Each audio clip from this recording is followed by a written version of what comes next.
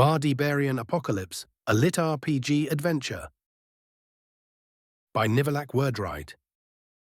Prologue, Grand Game of the World Pile. It was a quiet day in old Idaho. The sun was shining behind a peaceful cloudy sky. The birds were singing their majestic tunes, and everything seemed to be just fine with the world. At least until an old red truck, driven by an enraged madman, burst down a school road.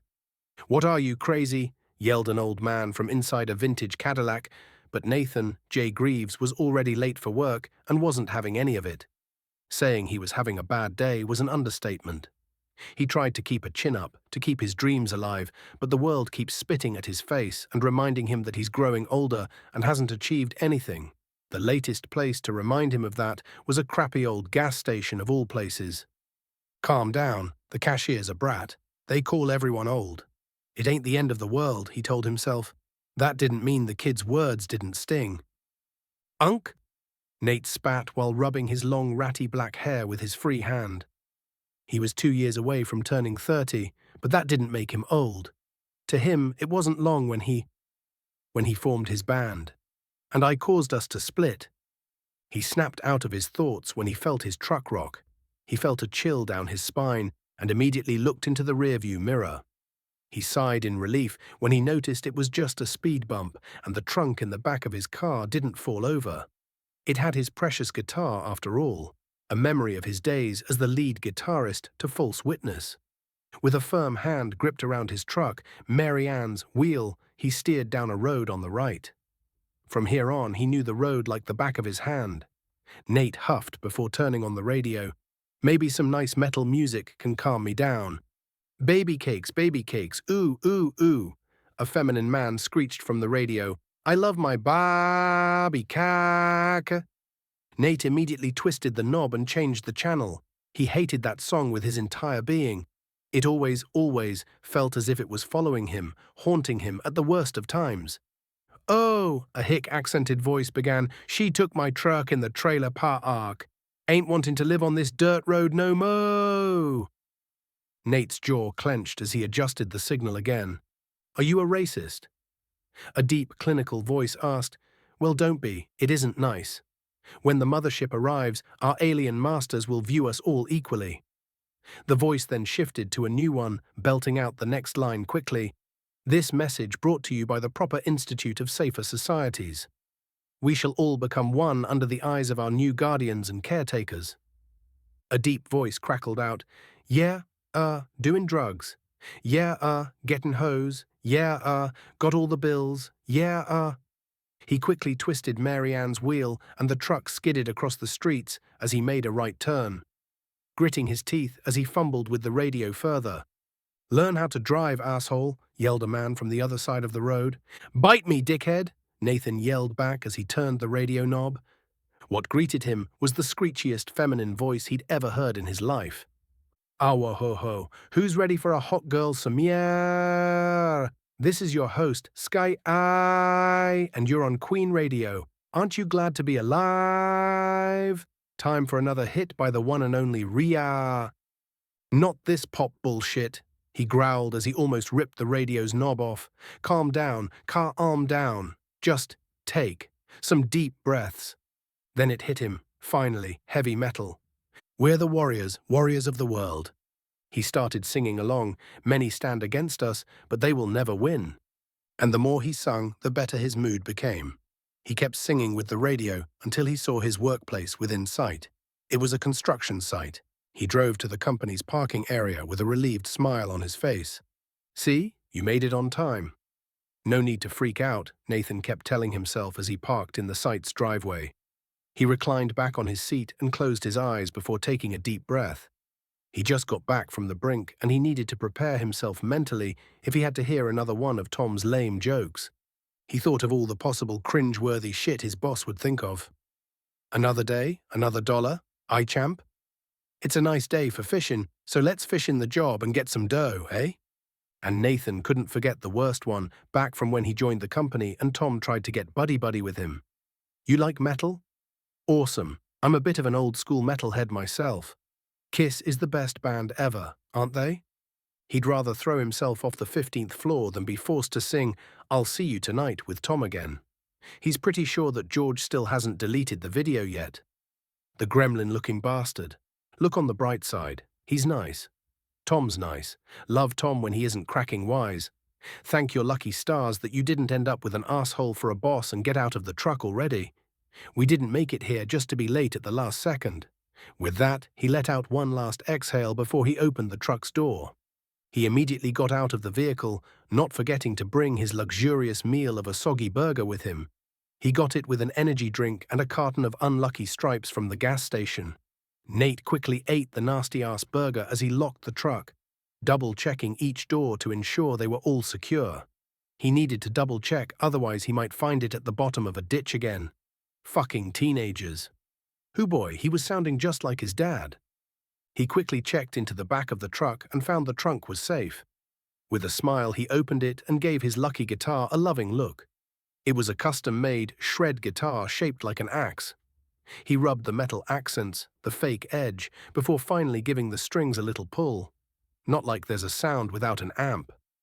Nathan shook his head. With his ritualistic routine done, he made his way to the construction office to clock in. All of the other workers either ignored him or gave him a polite nod before continuing on with their work. He popped a cig in his mouth and lit it as he went, taking a long drag before letting out a torrent of bluish smoke. Sweet nicotine, he'd have to put it out before he got to Tom. The old guy couldn't handle the smell of cig smoke, made him nauseous. He'd always pretend he was fine, but Nate could tell that Tom didn't like it. He extinguished it as he walked up the steel ramp leading to the foreman's shack. When he opened the office's door, he saw a pudgy 50-something man sitting behind a long desk. Tom had deep crow's feet set beside his grey eyes, along with deep laugh lines beside his mouth. Nate had no clue how someone could smile as much as Tom could. The guy was like a ball of sunshine at all times. Tom scratched at his greying blonde head as he tapped on the old Commodore Amiga he used. Nathan never understood how anyone could still use one of those.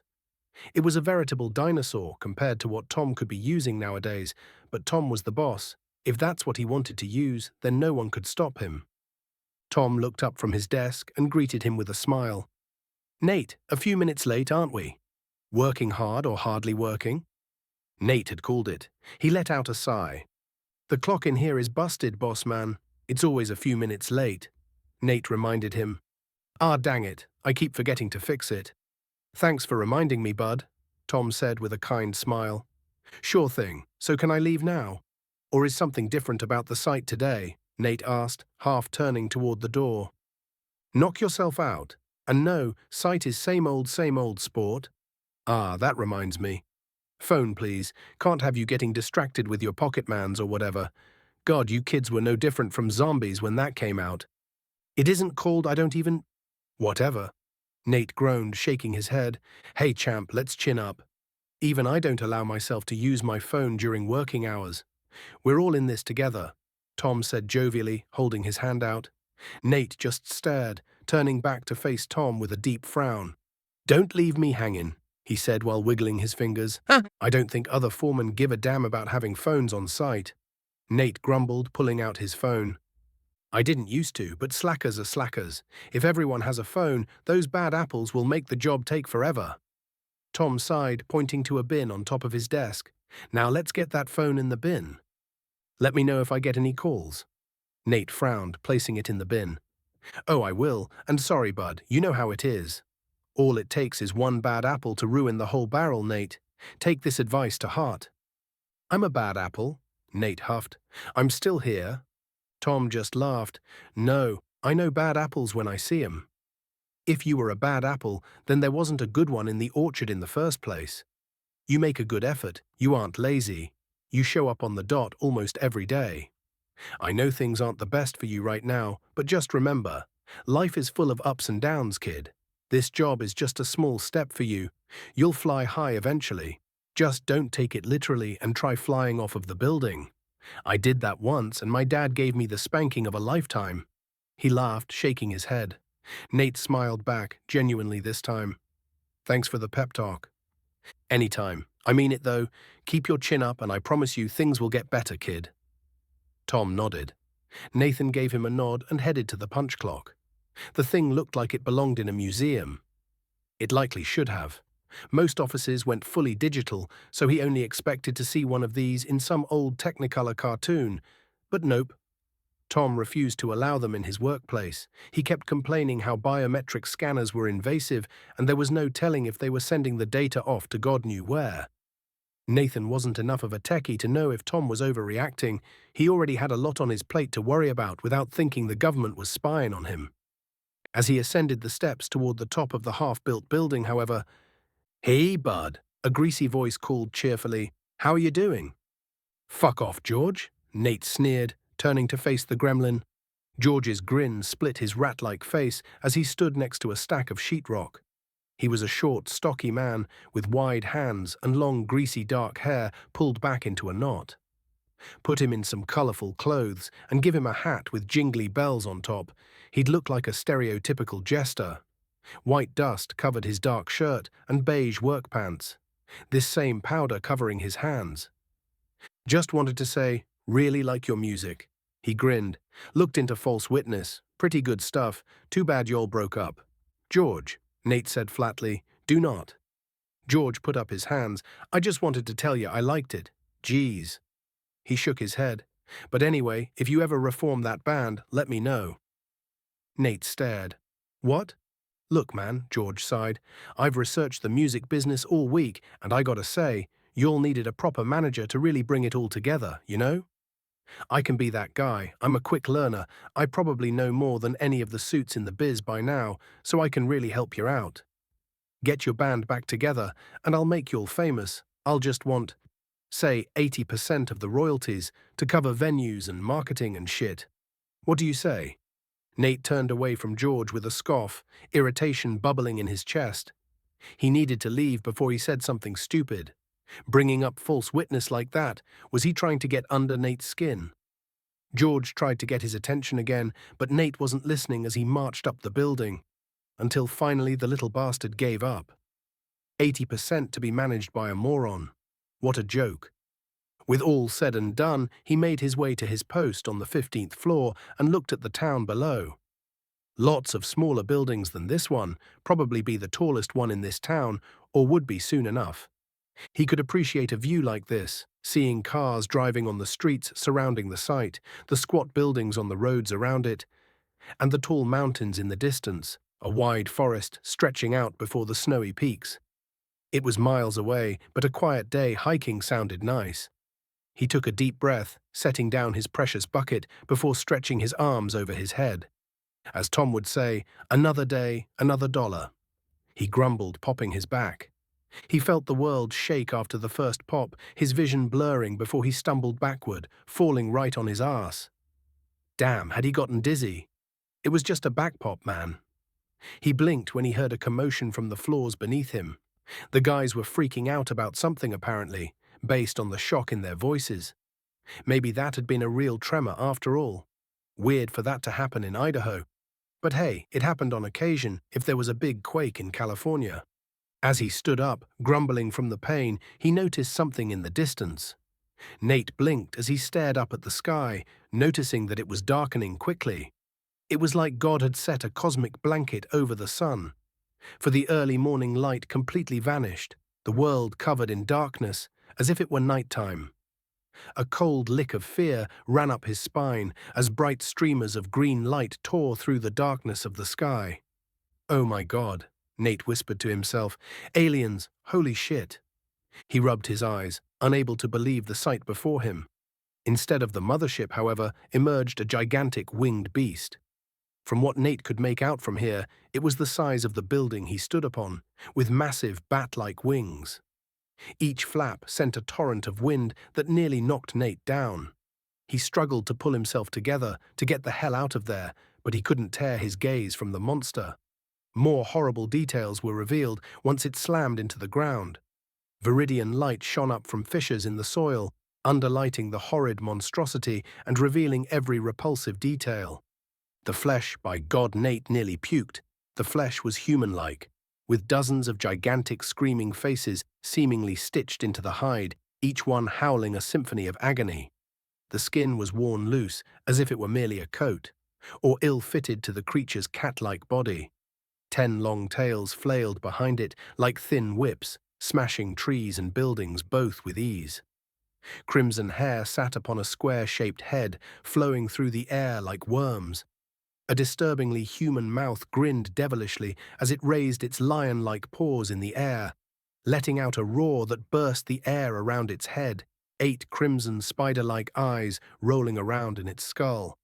"Sweet Mother of God, the hell is that?" he yelled before the world shook under his feet. The earth tore open in violent wrath, and out of it came a giant brown earthworm. The thing had to be nearly the same size as the building, spasming violently. Nathan stared at it slack-jawed as it began to tear through the asphalt and swam through it like fish in water. Buildings were flattened as it undulated toward the building Nate stood on, crushing cars and smashing people to paste with reckless abandon. Nate turned around as he heard Tom's voice, turning to see that the foreman had left his office, holding a megaphone to his mouth. "Everyone, get out of the building, now!" Tom shouted, his voice amplified through the device. "This is not a drill." Nathan was surprised when Tom looked up, right at him. "The hell are you doing, Nate? Get out of there now," Tom shouted. "Oh shit," Nathan screamed, eyes wide as the monster drew ever closer. In a panic, he swiped up his tool bucket, running as fast as he could down the floors. Why he bothered with the bucket he didn't know. It had been a spur-of-the-moment thing, no time to think about it now. Once he reached the 6th floor, he felt the entire structure shake. The concrete began breaking apart as the industrial-grade steel skeleton underneath screeched. Right in front of his eyes, the worm tore through the floor. He was face to face with a row of 30 dot-shaped eyes, and all of them stared at him before the worm grinned with an awful tooth-filled maw. Nate closed his eyes and covered his ears as the monster worm let out a loud glass-shattering screech. He was no stranger to noise, but damn, the thing made him fall on his knees. He dropped his bucket as the force of the noise propelled him away from the monster, his eardrums bursting and eliciting a cry of agony from him. He tensed up, preparing to impact with the hard wall, only to realize that there was no longer one to collide with. Rubble flew outward and away from the creature, the building collapsing in on the worm as Nate fell away from the building. He caught glimpses of the town below, seeing massive monsters and other horrors terrorizing the streets, flattening buildings, massacring humans like they were insects. He could see other smaller creatures as well, but he couldn't make out their forms as the world blurred past him. Falling toward the ground, a blue screen popped up in the center of his vision.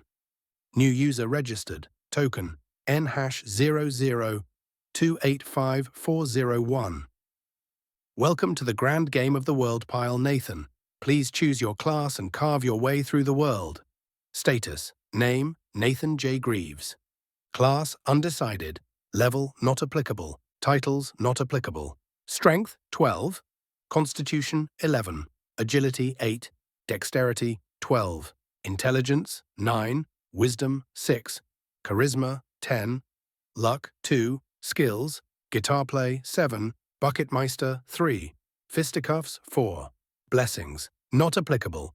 Before he could even attempt to make a lick of sense of the situation, he felt his body come to a crashing halt. A primal scream tore its way from his mouth as he felt every bone in his body shatter. Something metallic crunched beneath him after the impact. The last thing he saw before his vision turned dark was the silhouette of a man running towards him. Chapter 1. When the Wild Wind Blows. "Nate," a familiar man's voice asked. "Nate, wake up, bud," he urged. "Gah." Nate groaned in response. "What the hell?" "We gotta go. I don't know what happened, but—" The man gulped. "But we gotta go." Nate's eyes opened, seeing a man's silhouette standing over him. The sun had returned, illuminating an alien sky. Instead of blue, it was now a strange swirl of just about every color he could think of. Chaotic and constantly shifting, refusing to stay uniform, he shut his eyes, rubbing at them to try and right his vision. When he opened them, however, the same chaotic sky still hung overhead. Nate shook his head. There were other things than the sky that were taking up his attention, such as the fact that he should have been dead. He'd fallen off the 6th floor, hadn't he? He'd felt just about every bone break. Nate should have been reduced to a bone-strewn pancake, but here he was, He blinked, the silhouette finally coming into focus to reveal that it was Tom, standing over him wide-eyed. Strangely, there was a glow around his hands, a warm golden light that was actively fading until it was completely gone. "You're alive," Tom smiled. I don't know how it happened, but you just—" He gestured at Nate. "You just got better." "I got better?" Nate asked groggily, slowly sitting up from the ground. "Easy, son," Tom urged, putting a hand on his shoulder. "Are you feeling all right?" Nate shrugged. "I guess I do, but—" He shook his head. "What the hell happened?" Tom looked just as exasperated as Nate felt. "I haven't a clue, but He forced out a laugh. "But I think work might be cancelled for today." He stuttered, hands shaking. What the hell happened? He remembered going up to the top floor. Then it all clicked as he remembered the giant face monster, the earthquake, and that awful screeching worm that had launched him out of the building. "Did you see that freak of nature?" Nate asked. "The weird monster with the bat wings?" Tom nodded, offering Nate a hand. Nate took it, Tom helping bring him to his feet. "I did. Some sort of demon from hell." He shuddered. "I saw it fly off somewhere. I don't know where, and I don't want to know. Phone signals are out. We can't get in contact with emergency services or anything." Nate ran a hand down his face before looking down at himself, shocked to see some spots of blood on his clothes. No, not just some spots. There were a few long bloody lines going up and down, having soaked through his coat completely. When he looked at the hand he'd just used to wipe his face, he saw that it also came away bloodied. Was this his blood? How was he even capable of standing up right now? It just didn't. He took a deep breath. "How is everyone else?" Nate asked. "I think we're all okay, mostly," Tom said, knuckling the small of his back before gesturing around the worksite. It wasn't everyone, but a good portion of the workers were gathered around the ruined construction site. Some stared in horror at the wreckage of the building, which had half collapsed in on itself, while others were attempting to get calls through on their phones, which Tom must have given back to them. Based on the frustrated grunts and mutters of bullshit beneath hissing breaths, it seemed their efforts were in vain. Phones. That reminded him. When he was falling, wasn't there some kind of blue screen? The moment he thought about it, it reappeared. Nate swiped at it with a gasp, shocked at its sudden appearance. "What the hell?" Nate screamed, swiping his hand through it again to no effect. He whipped his head this way and that, but the screen just followed his gaze, as if it was scorched into his retina. "Nathan?" Tom asked. "What's wrong?" "Welcome, user Nathan. Please choose your class." "What class?" "Ah, you have it too, don't you? You're seeing some kind of blue screen?" Tom asked, eyes slightly widening. I don't know, man." Nate stuttered. "The important thing is that we're all right. We need to leave." Still groggy, Nathan tried to get up, but accidentally scratched himself on some scrap metal. Wait, that scrap metal came from his car. He'd recognize that red tint anywhere. He turned to see that indeed the roof of the truck was caved inward, a Nate-sized dent in its place. Of all the places to fall on, he fell right on his fucking truck. Nathan took a sharp breath. God fucking damn it. Tom placed a hand on his shoulder and gave him a nervous smile. "Don't worry about it. Work insurance will cover it." "What insurance, Tom?" "Hell broke loose," Nate muttered as he stared at the ruin of Mary Ann, or that's what his dad used to call the truck anyway. It wasn't the best truck in the world, and it caused Nate hell ever since he got it. But it was still his and stayed by his side. "If hell is loose, then there'll be plenty of recently freed lawyers to help back up your case," Tom said with a nervous smile. Nathan groaned. He appreciated his boss trying to lighten the mood, but now wisecrack from Tom could remove the sickness he felt at seeing old Mary Ann turned into an accordion. Worried, he remembered what he had inside its trunk. He tried to swipe the blue screen away so he could get a clear view of the truck bed, but it wouldn't piss off no matter what he did. He had the bright idea of turning his head away and looking at the truck from the corners of his vision where the screen couldn't obfuscate it. He gave a sigh of relief when he saw that the steel trunk inside the bed was still intact. He'd go berserk if something happened to his prized guitar, which was what sat within the trunk. Sure, it was relegated to just being played on his breaks now, but it was still his baby. His brow furrowed as his eyes found that the wheels of his truck bent inward toward the truck's body. It was totally ruined now. There would be no driving it no more, not that he could even fit in the driver's seat anyway. But that detail wasn't what drew his attention the most. He could see a faint blue glow coming from the steel chest in his trunk bed, shining out from between its seams. Nate walked toward his truck, Tom turning and trying to call everyone together as he did so. When Nate got to his truck, he climbed into the bed before approaching the chest, kneeling down in front of it before pulling out the key to the compartment, which was a hassle to find thanks to the blue screen still blocking up everything. With a nervous apprehension, he inserted the key, twisted, then opened it. His precious guitar was the only thing inside the chest, and was also the source of the bright blue glow. The radiant light emanating from it wasn't the only thing that was strange about its appearance. Is it me, or does it look different? It wasn't just different. It looked brand new, though he couldn't get a clear fucking view because of this stupid screen. Nate used what people might call a shred guitar. Even before, it was already a magnificent piece of work, custom-made to fit him to a T and shaped like a brutal double-edged red axe. The edge was fake, of course, or was it? There was a gleam to it now. The red body of the guitar contrasted with the pale steel color of the false edge. But that couldn't be. It was just thick plastic, not actual metal. Nate lifted the axe from the compartment before gently rubbing his thumb against the flat end of the blade. The damn blue screen was still in the way, so he tried to be careful. His eyes widened when he accidentally nicked himself despite his caution, and he pulled his hand away with a curse, sticking his bleeding thumb into his mouth with a curse. Careful, my ass. I don't think that's safe, Tom warned him as he stared at the axe halves. Gah! Nate jumped, turning to look down at him from atop his truck bed.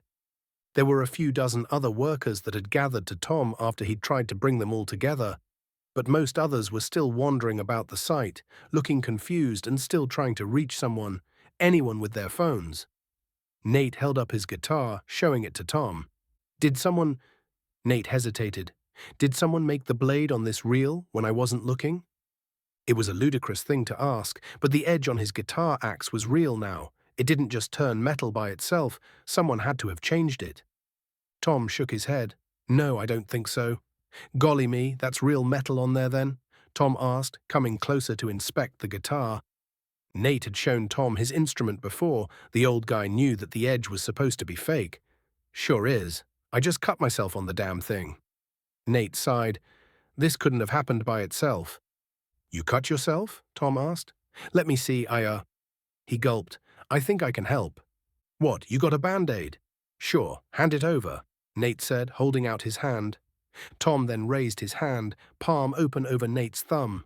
What are you doing? Nate started before his jaw fell slack. That same warm glow from earlier emanated from Tom's hand. Nate stared in shock as that light fed into the cut on his thumb, seeming to flow inside it before filling it completely. After it dissipated, the cut was gone, with only the blood remaining. Tom, Nate stuttered. I don't understand it either. Tom shook his head. But my screen told me that I'm a healer. I don't know what's going on, but it's like a video game or something. Nate put a hand on his chin. What does yours say? It's just telling me to pick a class, he shrugged, trying once again to swipe the screen out of his vision. It won't go away. I see. For me and the other fellas, it seems they were already picked out. Maybe you gotta say something first, or, Tom hesitated, massaging his temple. I don't suppose you could try turning it off and back on again. He laughed nervously. What does it expect me to say? I got the power. Nate asked flatly. I need it out of here. Besides, it went away after I fell on my truck. Now it's back again, so I did pretty much turn it off and back on already. Well, it says I'm a cleric. The screen went away after I picked my class. Maybe say what you want to be, Tom asked. I'm a fighter.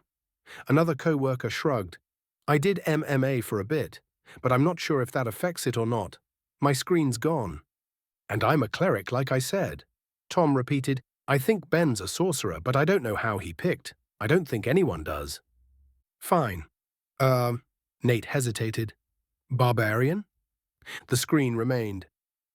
Wizard? He asked, staring at the screen. It still told him to select his class. This stupid piece of shit isn't doing the fucking thing it's supposed to. Nate cursed. Exit! Minimize! Go away!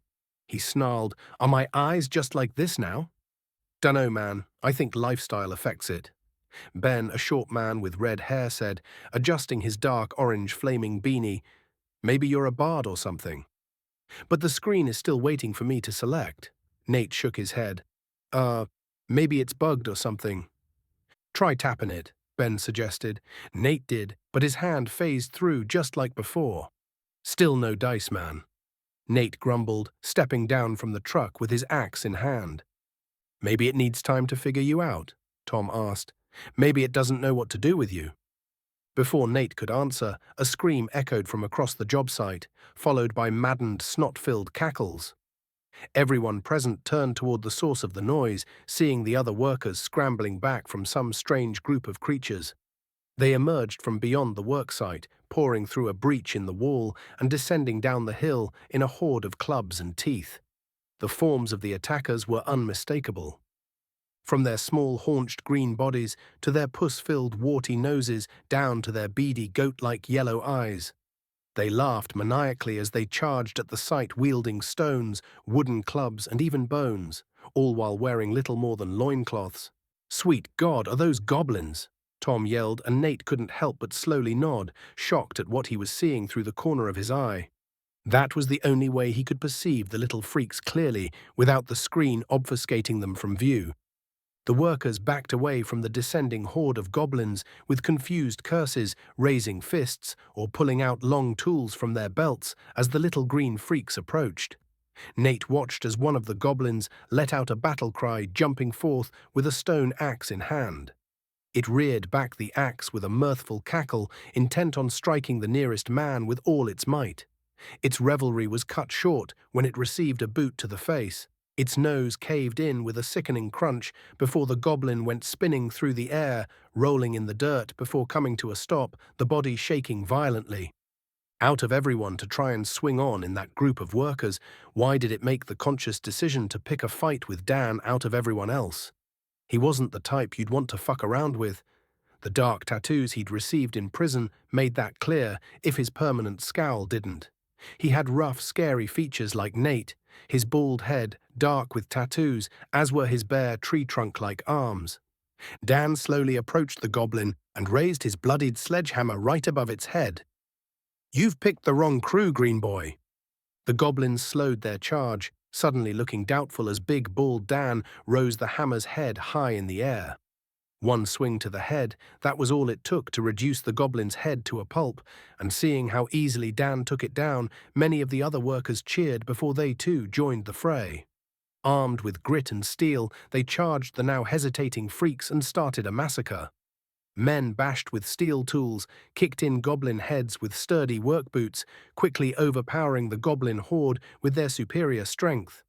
The workers were outnumbered, true, but the goblins were all half their size or shorter, and seriously fragile. Nate turned his head when he heard yet another chorus of joyous shouts from behind him. There was yet another breach in the worksite's wall in which a new group of goblins had begun pouring through. Wakakak-dum-da! One of them yelled, charging at Nathan with a stone knife. On instinct and in a half-panic, Nathan went full ham with his axe. He swung it with all of his might, hoping that he could hit the little freak despite the screen occluding his vision. It seemed that he'd hit his mark, though, feeling the resistance of his guitar axe tearing through the freak's body, flesh and bones all, followed by a spatter of blood that splashed across his face. The goblin screamed, its two bisected halves falling away from one another. He didn't know if it was because of the blood in his eyes or what. But his vision started turning red as he swung his axe again, removing the top half of another gob's head in a single swipe. He swung again, hitting another with the flat side of his guitar, hearing bones crack as the goblin was sent flying away. Once more he swung, striking another goblin with the blade and removing its arm, before he kicked it in the chest, his boot caving it inward and sending the thing cartwheeling back into more of its companions. Nathan could hear his heart thundering in his chest as he kept fighting, cold terror fueling his actions. The screen was still blocking his vision, so he couldn't see the full extent of his justified slaughter. Yes, it was justified. He was defending himself. These things were trying to kill him. Still, his breathing was heavy, his palms sweaty, and his limbs were becoming leaden as he continued to fight. Eventually, though, the mad cackling vanished, and Nate fell to one knee, huffing and puffing while clutching his chest. His heart felt like it was going to burst. His breathing was ragged, his arms ached. He couldn't even begin to summon the thought of rising from this spot as he gasped for breath. Time had ceased to exist as he was fighting. He had no idea if he'd been swinging his guitar for seconds or minutes, but his lungs burned as if he'd ran a marathon with a boulder on his back. He eventually managed to drag himself to his feet, using his axe as a support. He gave it a look over, shocked to see that the neck of the guitar was somehow still straight. Sure, the blade was real now for some reason, but this wasn't something that was meant to be used as a weapon. Hell, he didn't even want to use it as a weapon. This was his baby, not something to bash in skulls. He almost jumped when he felt hands on his shoulders. Nate whirled, his fist nearly connecting with Tom's chin, the guy standing there, his face obscured by the screen, but from his body language, Nate could tell he was shocked. Nate lowered his hand with a curse and a shake of his head. "Sorry, Tom, I... He huffed, falling to one knee once again. "I didn't mean..." "It's fine, Nate. It's fine. You're safe now." Tom told him, "Let's get you away from here and go someplace with less bodies. We'll bring everyone to the foreman's shack. We need to gather and organize, wait for rescue." Nathan gave a reluctant nod before Tom and Ben helped him up from the ground, the two looking similarly exhausted. The other men that had been with their group looked similar, huffing and puffing, as they began making their way toward the remains of the worksite.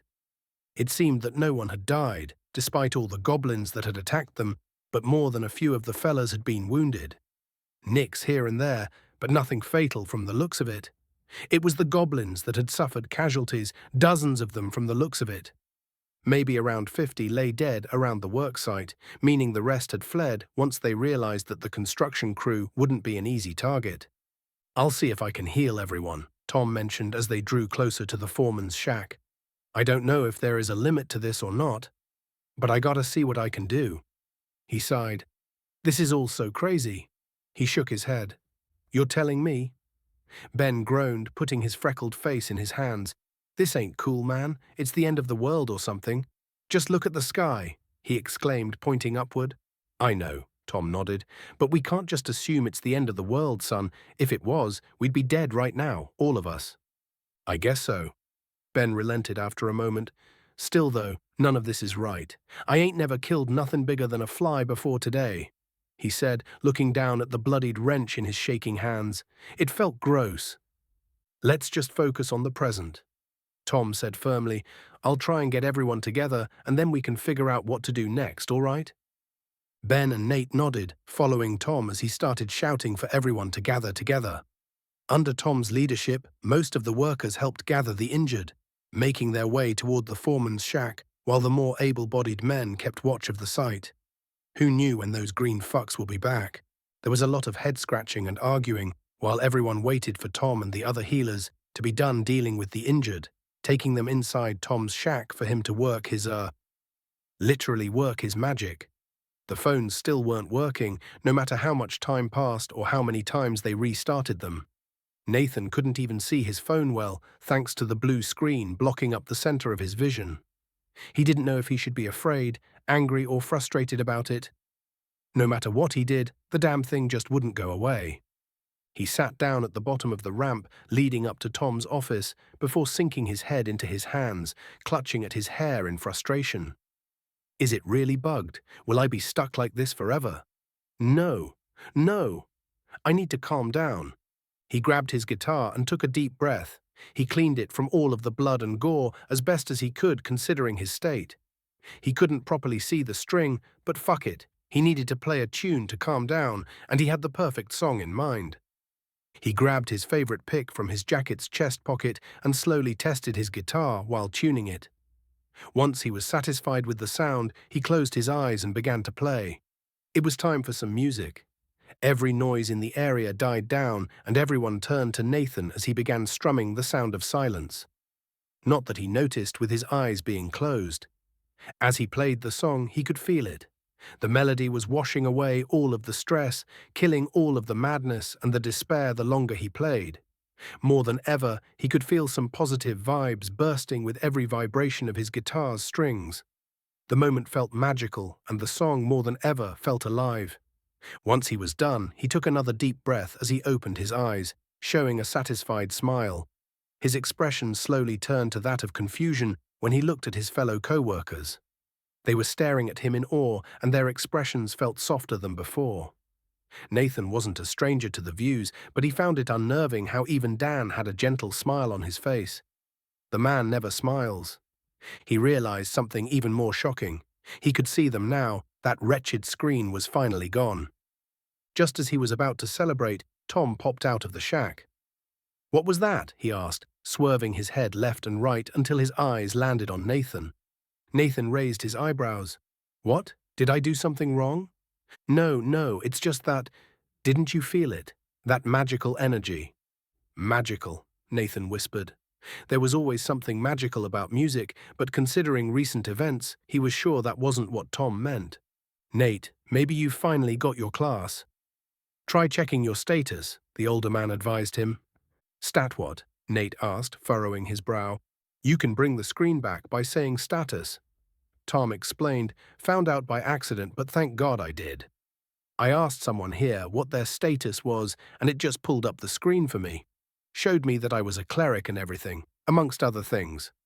Nathan was hesitant. He might get screwed and lock himself behind a damned blue screen again, so should he risk it?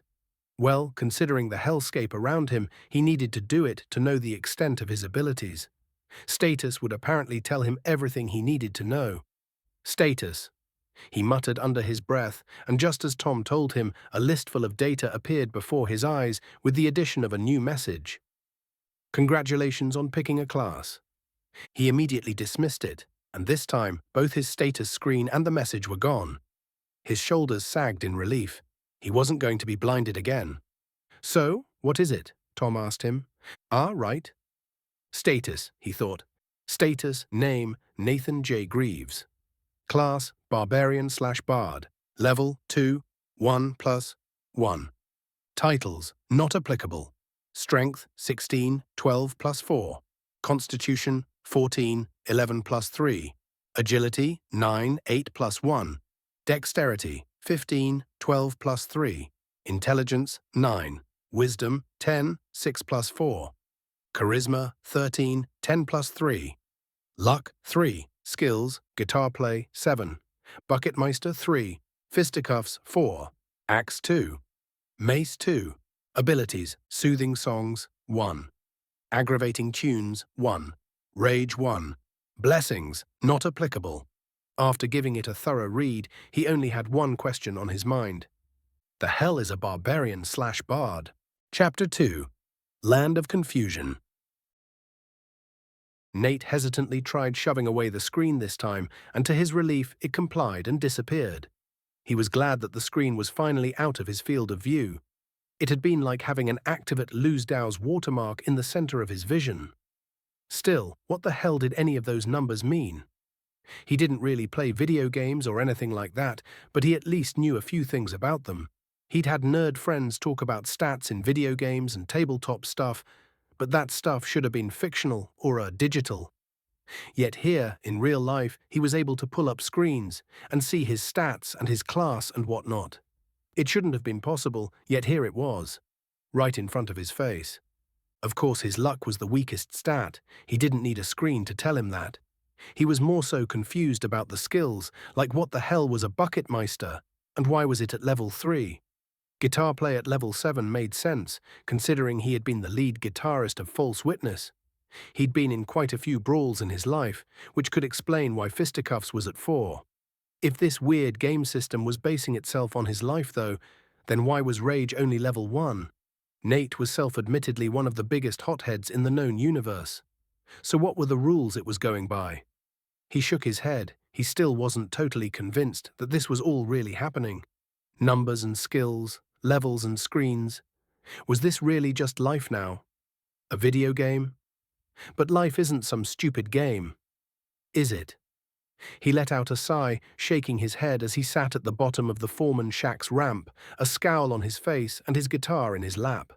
No, this all had to be some sort of dream. Hell, goblins, big horror flesh monsters, a display screen, and his guitar becoming an axe.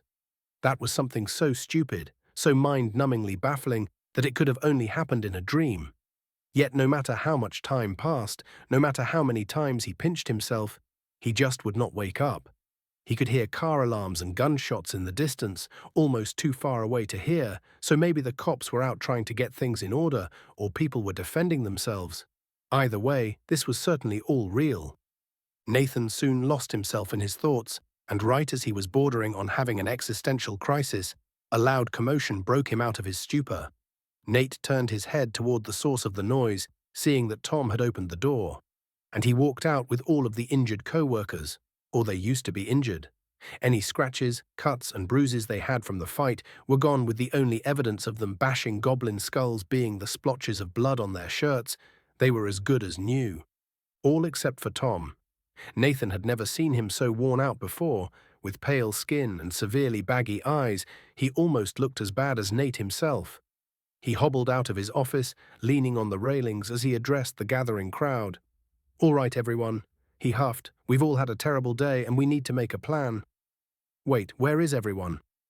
At Tom's words, Nathan looked at the crowd and found some of the guys were missing. Where had they gone to? He'd been too wrapped up in his own head to notice people leaving. "Some of the guys wanted to go home, boss," a man told him from the crowd. "We got guys with families, kids. They didn't want to wait around." Tom's head hung. "I understand," he huffed. "But we don't know how things are going out there right now. It might be safe to wait for rescue here." "Ain't no way, boss man," another yelled. "Ain't no one coming here. I was on one of the upper floors when shit hit the fan. It's wild out there. New trees out of nowhere, hills that weren't there before. Shit's crazy, unless we're getting picked up by a copter. Ain't no one driving over here for us." "Are you serious?" Tom asked, raising his head. "In that case, maybe we should all try and get home." "I live on the opposite end of town," one man replied. "Hell, Nate doesn't even live here. He's from Jerome. That's hours away on foot, and his truck's totaled. We can't all go together, can we? We ain't exactly neighbors here." Nathan groaned at the reminder. With his truck gone, how would he get home? If he still even had one after this fiasco. No truck, no house, monsters prowling around outside. His future was looking bleaker by the second. "I see. In that case, how severe is the damage in the city? Any place we can stay tonight?" Tom asked, furrowing his brow. Silence hung in the air for a while, until finally someone spoke up. "Boss, I ain't staying anywhere round here," one man said, shaking his head.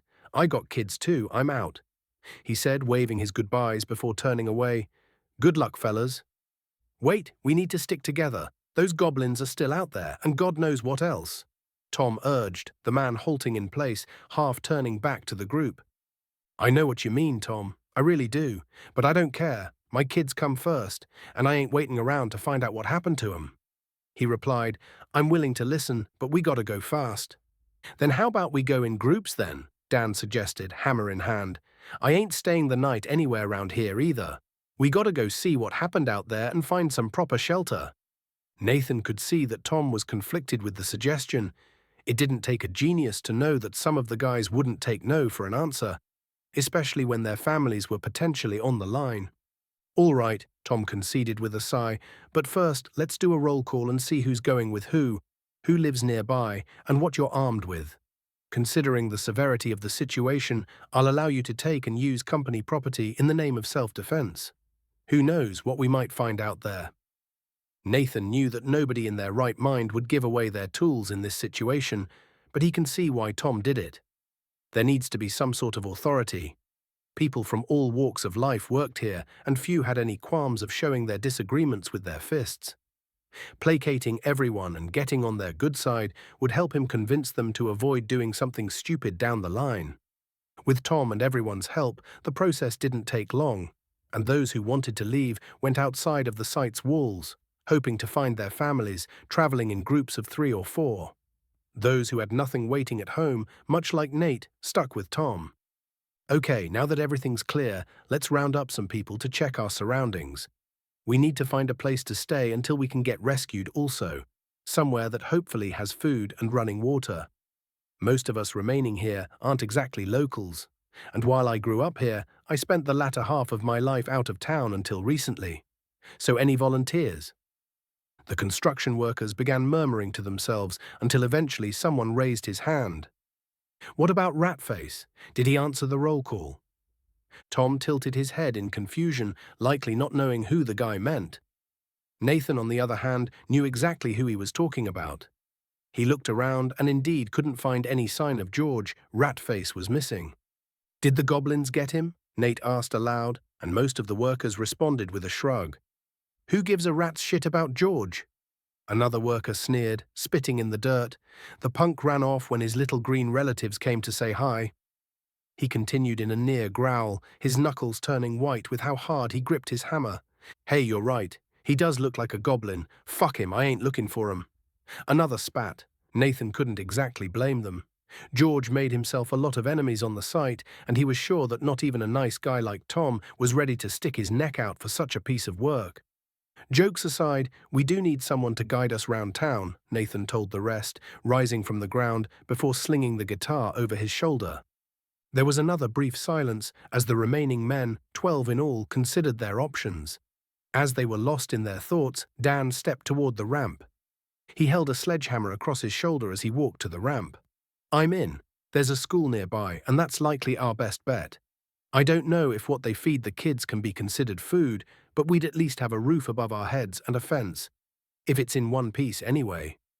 The men started giving their approval. One or two complained that it would have been better to find a hotel to stay in, or a mall cart, but Nathan watched enough zombie movies to know that the latter looked enticing, but it'd be a hotspot for the infected for sure. Not that there were zombies or anything, but there were definitely monsters out there now. Then again, they weren't even sure that it was the end of the world. Things could be all hunky-dory by tomorrow, for all they knew. Nate hated how many unknowns there were with this situation, but they had to do something besides hanging out here at the worksite. If there were goblins running around, nothing was off the table. There could be zombies, ghosts even. Hell, he wouldn't even put dragons off the table at this point. As long as he didn't ever have to lay eyes on that freaky giant monster ever again. He could still perfectly recall the horrid faces stitched into its hide, an abomination to God if Nate had ever seen one. He shuddered, popping his back before he started making way toward the site's exit. Nate? Tom asked. Where are you going? We know what we want to do, so let's go. Nate paused, turning back. Dan, is the school this way? Sure is, Dan nodded. Let's get going, guys. With their plans made, the workers followed after Nate, before the latter gave way to Dan. Ben helped Tom along, the older man still clearly exhausted from his earlier efforts. It didn't look like he could just heal however much he wanted, at least not without consequence. They left the site, Nate's eyes widening as he observed the chaos before them. That guy from earlier was right. There wasn't going to be any rescue from the ground.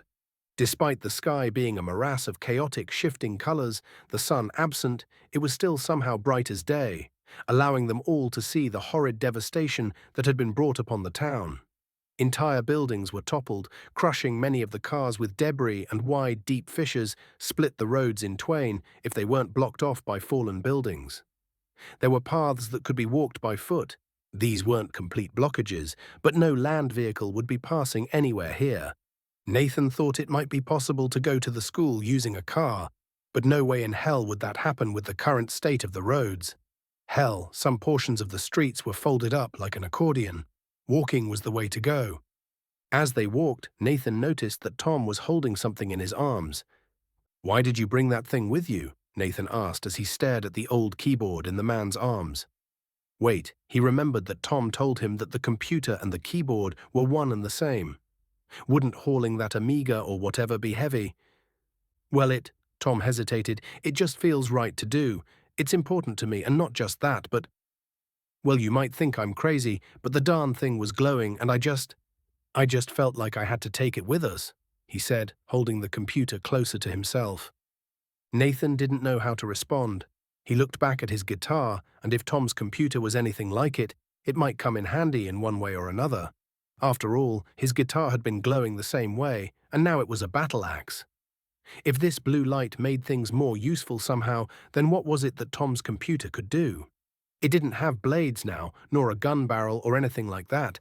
It still just looked like an old computer, at least on the surface. Nate pointed out that his guitar had also been glowing the same way to the group, which piqued their interests as they stared between the axe and the computer. "That thing looks heavy, Tom," Dan noted. "You really going to carry that all the way to the school?" "It isn't so bad," Tom replied, "and I don't think I could leave it behind, even if I wanted to. It's just a feeling I have." "If you say so." Dan shook his head. "So Nate's guitar and Tom's computer, huh? Where's my special glowy thing?" He huffed. "I didn't get one either." Ben complained, "But at least Nate's is useful. Tom's is still just some old hunk of junk." "It is not a hunk of junk," Tom complained, indignant. "This is a state-of-the-art piece of tech." "Yeah, for the 50s, Ben chuckled. "It was not the 50s. Bah, never mind." Tom shook his head. "You kids don't understand good tech when you see it. Why, if only... Tom paused, eyes going wide as he stared ahead at the road. Or there should have been a road at least. The crew paused a moment before approaching this break in the street, staring down the sheer cliff that had replaced it. Well, it wasn't exactly gone. The road continued on. After a near 40-foot drop anyhow. Nate frowned as he stared down at the destruction below. It was far worse than around the site. No building was left unscathed, and bodies of pedestrians littered the streets.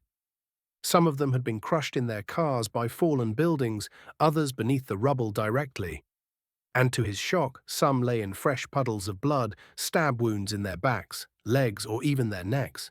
Some of their skulls had been bashed, leaving their brains scattered across the pavement. Had goblins done that? Nate shuddered to think about what could have happened to the crew had they not beaten back the goblins. "This will be quite inconvenient," Tom mumbled under his breath, and Nathan couldn't help but agree. It wasn't like it was the only road to the school, but going there in the first place was going to be a hassle. Nate continued to look around, the cliff being about as high as some rooftops. Much to his frustration, it seemed the land had sunken in right here. The other roads he saw were also broken off and sunken 20 feet or more, and that was as far as Nate could see. It was like this part of town just decided to sink into the ground. That wasn't the only thing odd about this, for Nate didn't just see normal buildings amongst the ruins of this town. Oh no. There was a massive dark spire stretching up toward the sky, rising up from one of the sunken streets to pierce the heavens. It looked to be carved of pure obsidian. There was something malicious about it. Backing up, Nate couldn't even see its top. It just seemed to stretch into the sky forever. On the flip side, there was now a gigantic forest spreading across the entire left side of the town. Thousands of pieces of rubble were piled up on its edge, as if the woods had pushed everything out of its way as it appeared there. It was filled with mostly pine trees, but he could spot a few broad leaves in there as well. He just had no idea where the hell it could have possibly come from. He didn't live here, but he knew damn well that there weren't supposed to be dark towers or forests around here. The geography was all wrong. The school was supposed to be in sight, but Nate couldn't see it anywhere down there. "Are we sure the school's even intact? For all we know, it's all busted up like everything else. I can't even see it right now," Ben commented.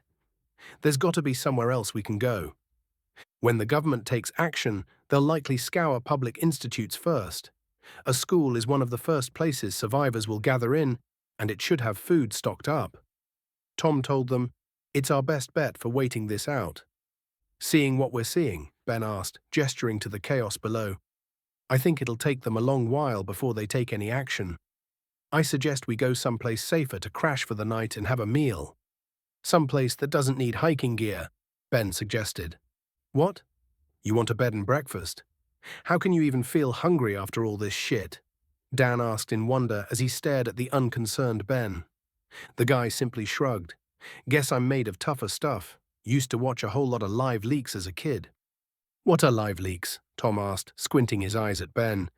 "You don't want to know, trust me." Dan patted Tom on the shoulder. "For your own good." Tom sighed.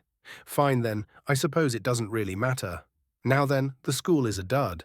We can't make it there for today, if at all, and we need to crash someplace for the night. Any ideas? Everyone kept scratching at their heads as they tried to think of a solution. The motel. There's a motel just a few blocks away from here, yelled someone in a green shirt. You sure about that, Kevin? Nate asked the guy. It took him a while to recall his name. Nathan didn't think his memory was going bad or anything, but Kevin never stood out from the rest of his co-workers, and the two rarely worked near one another. All he knew about the guy was that he was quite the handy sheetrocker, and that he always bragged about how he was the king of high school, as if that was a title to be proud of. He was young, perhaps 19 or 20, with strawberry blonde hair and bright blue eyes. Seeing all of his co-workers looking at him must have made Kevin nervous, for he hesitated before clearing his throat. My uncle owns the place. From what I've seen, it's not in the best shape, but it's close enough for us to make it before nightfall and beat staying out in the dark in the middle of nowhere. Dan crossed his arms. Then why didn't you mention it? We could have saved a lot of time by heading straight to his place. Kevin scratched at his head. Easy, man, cut me some slack. We've just gone through shit, so I wasn't exactly in the right headspace. Besides, I'm not on very good terms with the guy. Tom patted the man on the back, placing, It's fine, Kevin. Better late than never. Better to head out now and save some daylight than stay here. Looking at that spire is giving me the creeps. Nate felt the same way. There was something off about it, not just because it showed up out of nowhere. He couldn't quite put his finger on why, but perhaps it was just the cyclopean size of the thing. In any case, getting to that school wouldn't be happening, not today anyhow. With their decision made, the crew retraced their steps, following Kevin as they left the cliff behind. Once they were halfway down the road, the crew took a left turn down a route none had traveled before, save for Kevin.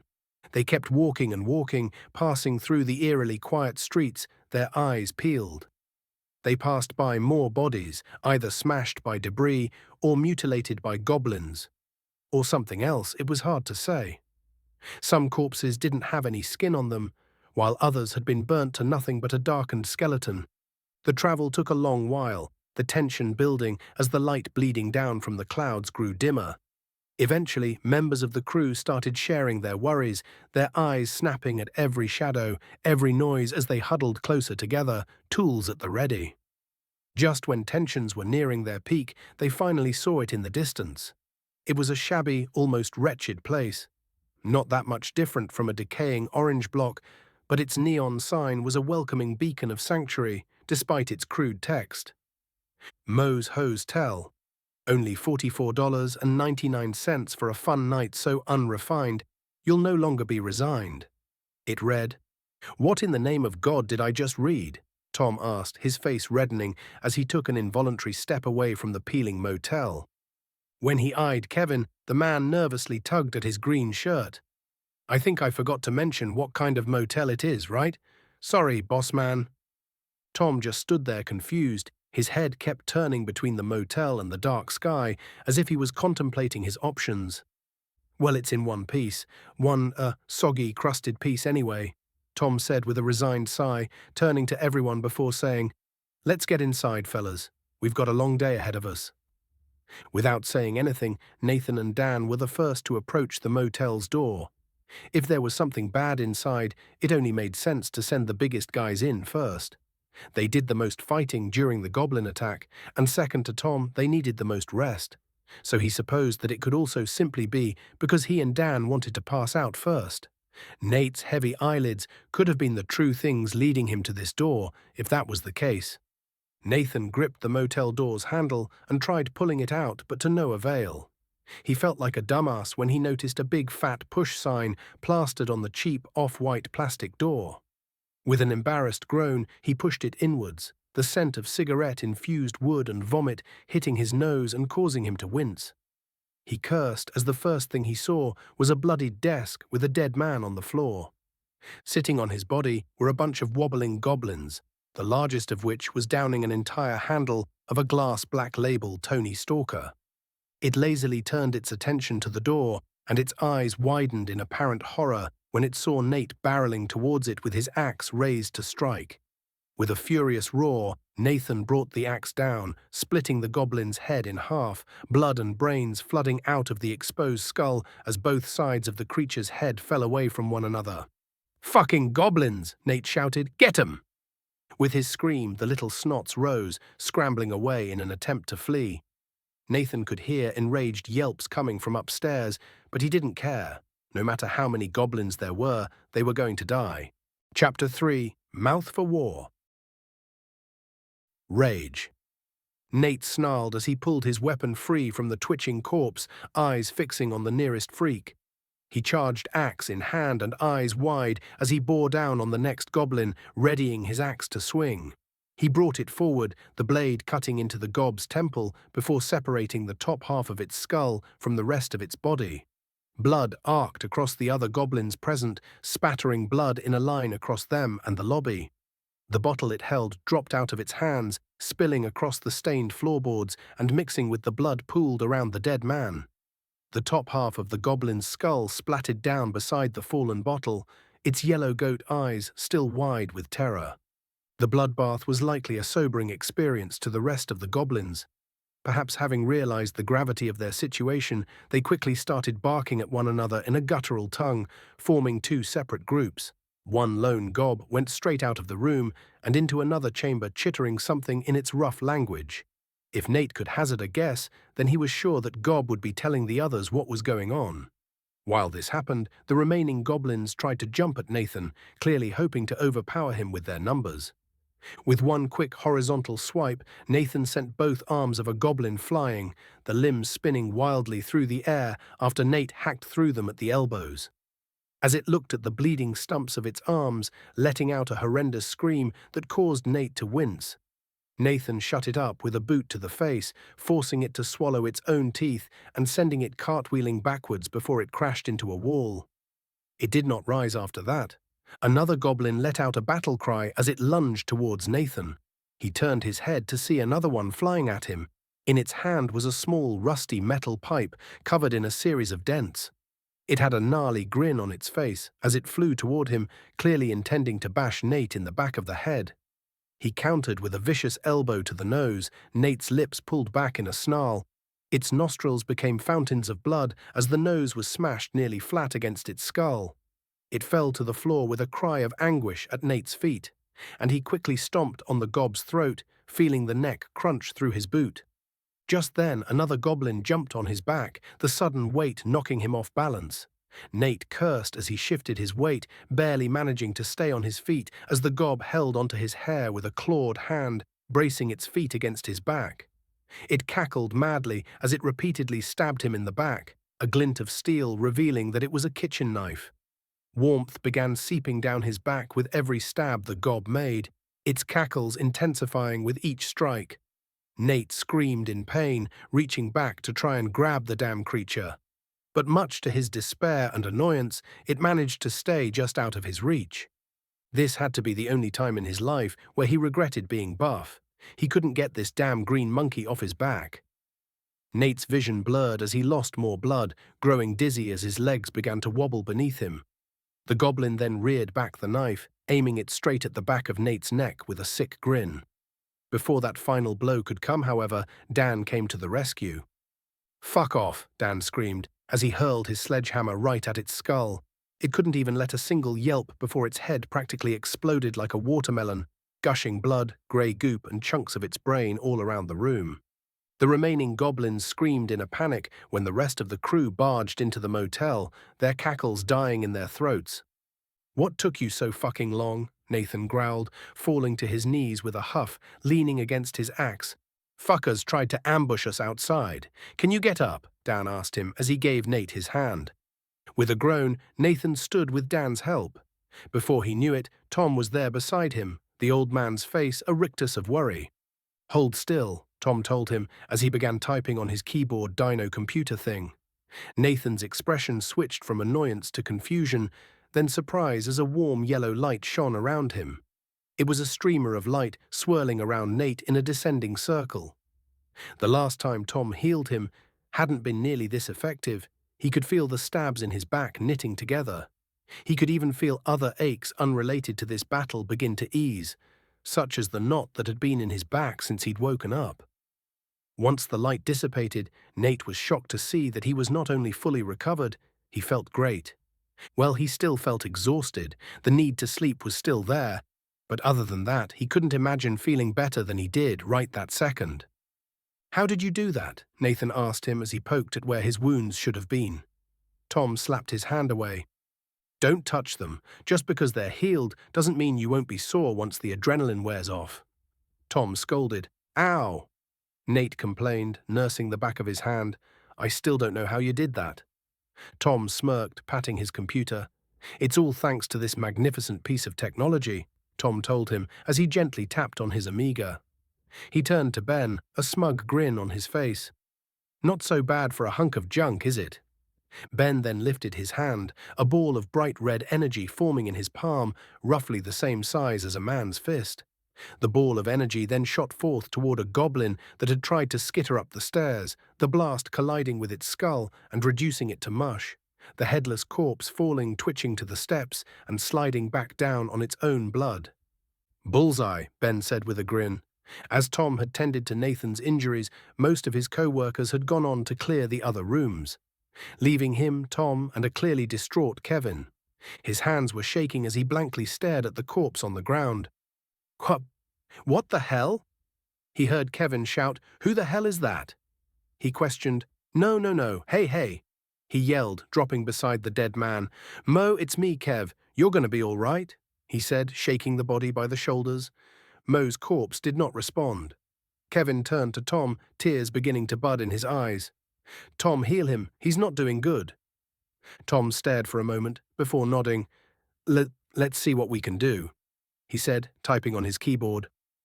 However, the light did not appear around the body. Nothing happened whatsoever. "What are you waiting for? Quit screwing around and do something." Tom stumbled. "I am. Nothing is happening." Dan shook his head, putting a hand on Kevin's shoulder. "I'm sorry, man. I think it's too late." Kevin ignored him. Mo, he shouted, shaking him further.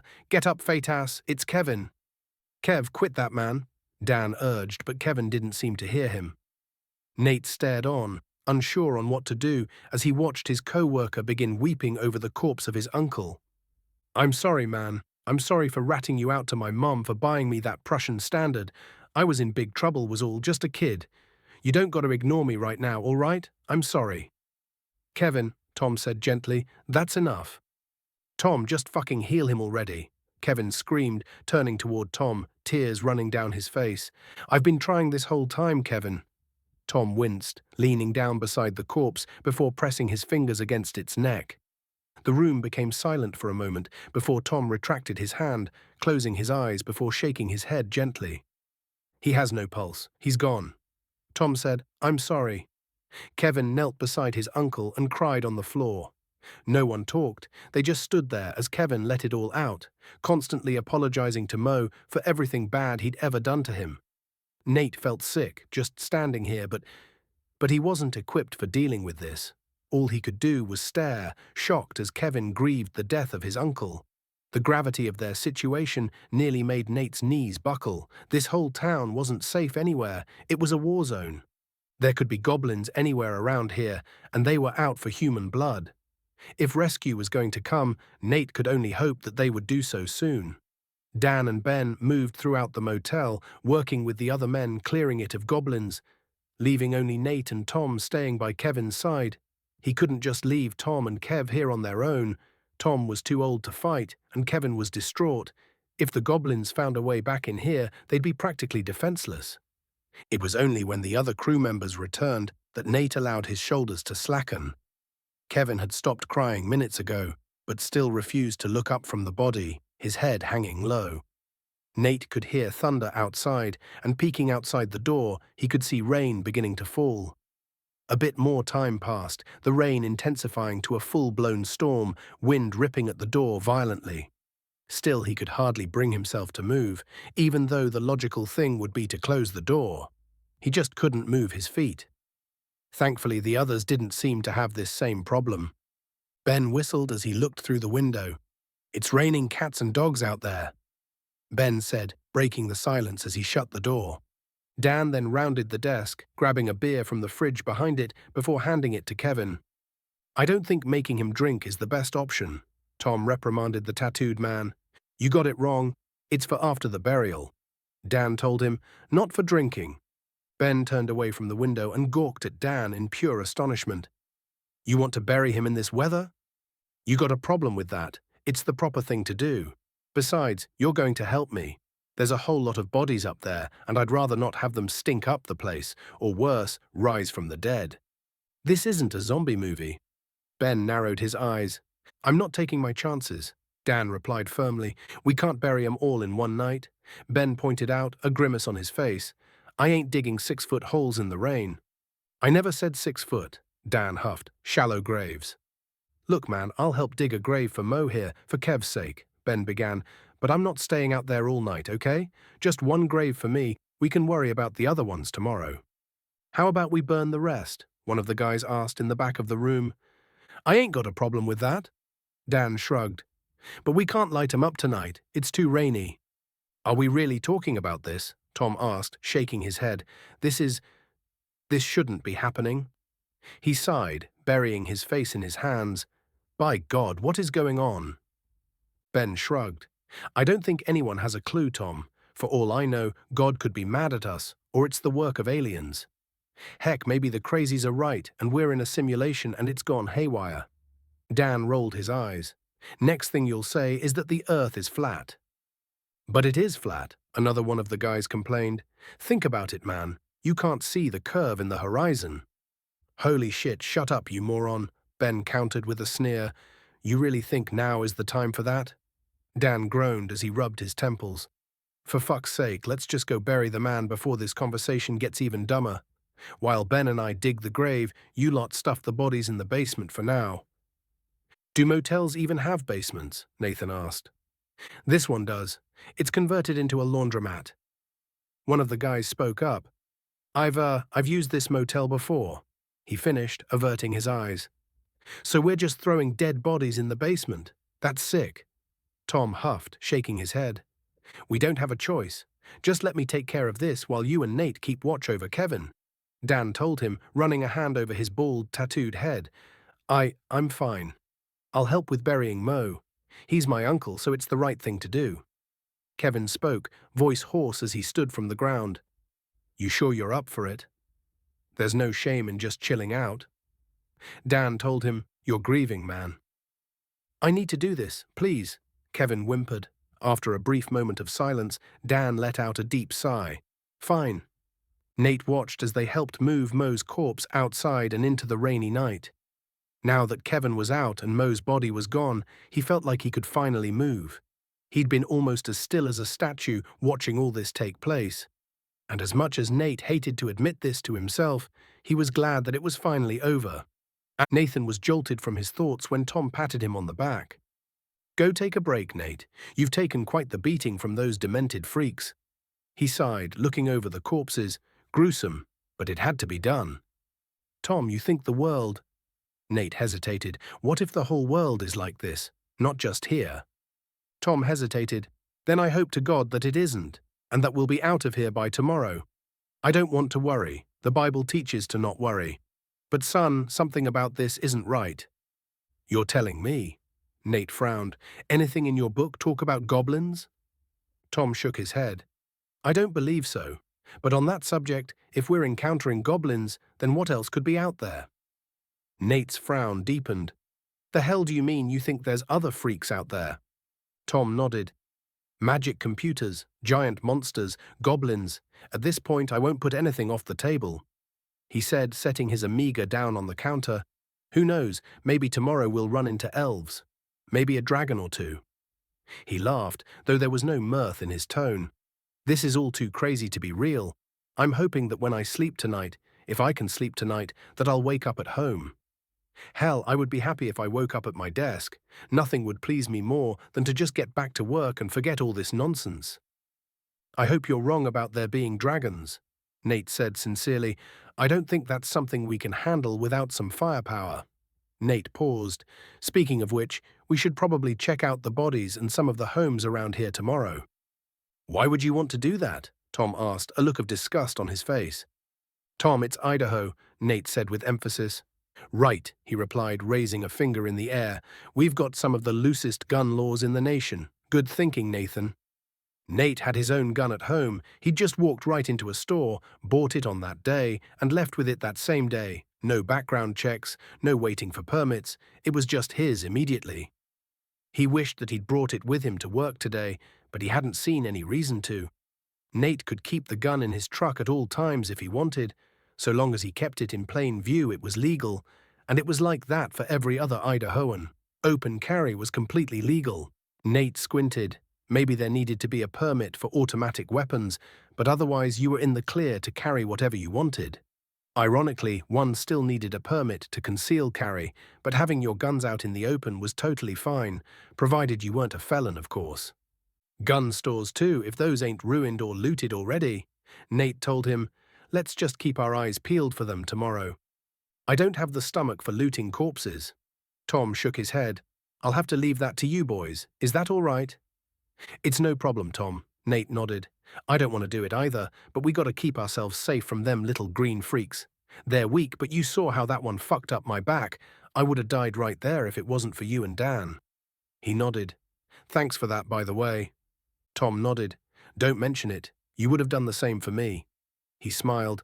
But yes, we'll need some firepower so we don't have to get so up close with them anymore. Sounds good. Nate yawned, rubbing at his eyes. He had no idea how he could be so tired right now, considering everything that's happened. Maybe he was crashing from the earlier adrenaline rush, that combined with his horrendous sleep the night before, and it made sense that he was barely conscious. Go get some sleep, Nate. Tom told him. Pick a room, check it for lice, then sleep. I'll set up a watch with the boys. We'll be taking turns making sure trouble doesn't come looking for us. Nate simply nodded, only just now noticing the axe was still in his grasp. He blinked, attempting to open his hand, only to see that his fingers were locked up around the neck of his guitar. Attempting to open them sent shocks of pain up his hand. He knelt down, using his free hand to pry his own fingers loose from it. Nate? Tom asked, squatting down beside him. Damn fingers are stuck, he complained, wincing as he removed the last finger. His fingers seemed permanently stuck in a Lego-like hand claw, not wanting to move. Dan then hovered his hand over Nate's fingers before that same glow from before enwrapped them. Nate felt the tension leave the digits, and he nursed them, still surprised to see just how effective the healing had been. He opened and closed his hand before giving a nod to Tom. Thanks. He smiled, standing from the ground with a small groan. I don't know if I'm going to sleep on the beds here, but damn, I'm beat. Just check for lice first, Tom insisted. Those little bastards are always infesting motels like this. Nate could only nod before saying goodnight to Tom, stumbling out into the storm and picking the nearest door to a motel room. He pulled it open, stepping into the darkness with a yawn before turning on his phone light. The boys should have already cleared everything out, but it didn't hurt to be careful. It was a standard motel room, a single king-sized bed, some tacky lights, and an old CRT with cable sat atop a dresser. The building wasn't as damaged as others around here. Maybe the power worked still. It was possible, if the dams were still in one piece, then they would be able to provide electricity, even if there was no maintenance team present, for a while anyway. That was assuming that the wiring to this place was in one piece. A lot of lines were buried around here, but with how shaken up the ground is, it would be a miracle if anything turned on in here. Nate held out hope, though, that just this once he could be lucky. And to his surprised glee, he was. He flipped on the light switch, shocked to see it turn on after a couple flickers.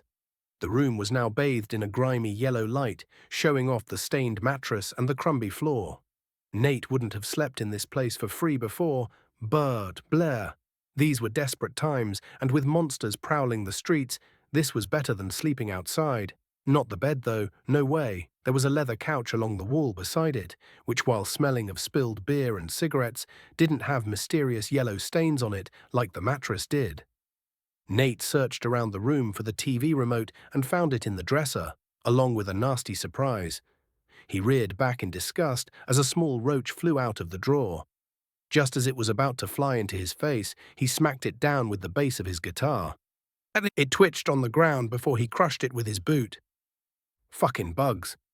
With his insect problem gone, he gingerly walked into the bathroom and turned on the sink. If he had to give Mo credit for something, at least the bathroom was marginally cleaner than he imagined. The sink and the tub were a stale porcelain white, and there weren't many stains, at least visible ones. Rust was growing on the metal frame of the mirror, leaving a few reddish stains on the walls it was plopped on, but aside from that, so far so good. He grabbed a few paper towels, and once he got them nice and wet, he scrubbed the stained parts of his guitar, giving extra attention to the blades as they'd gotten stained the most.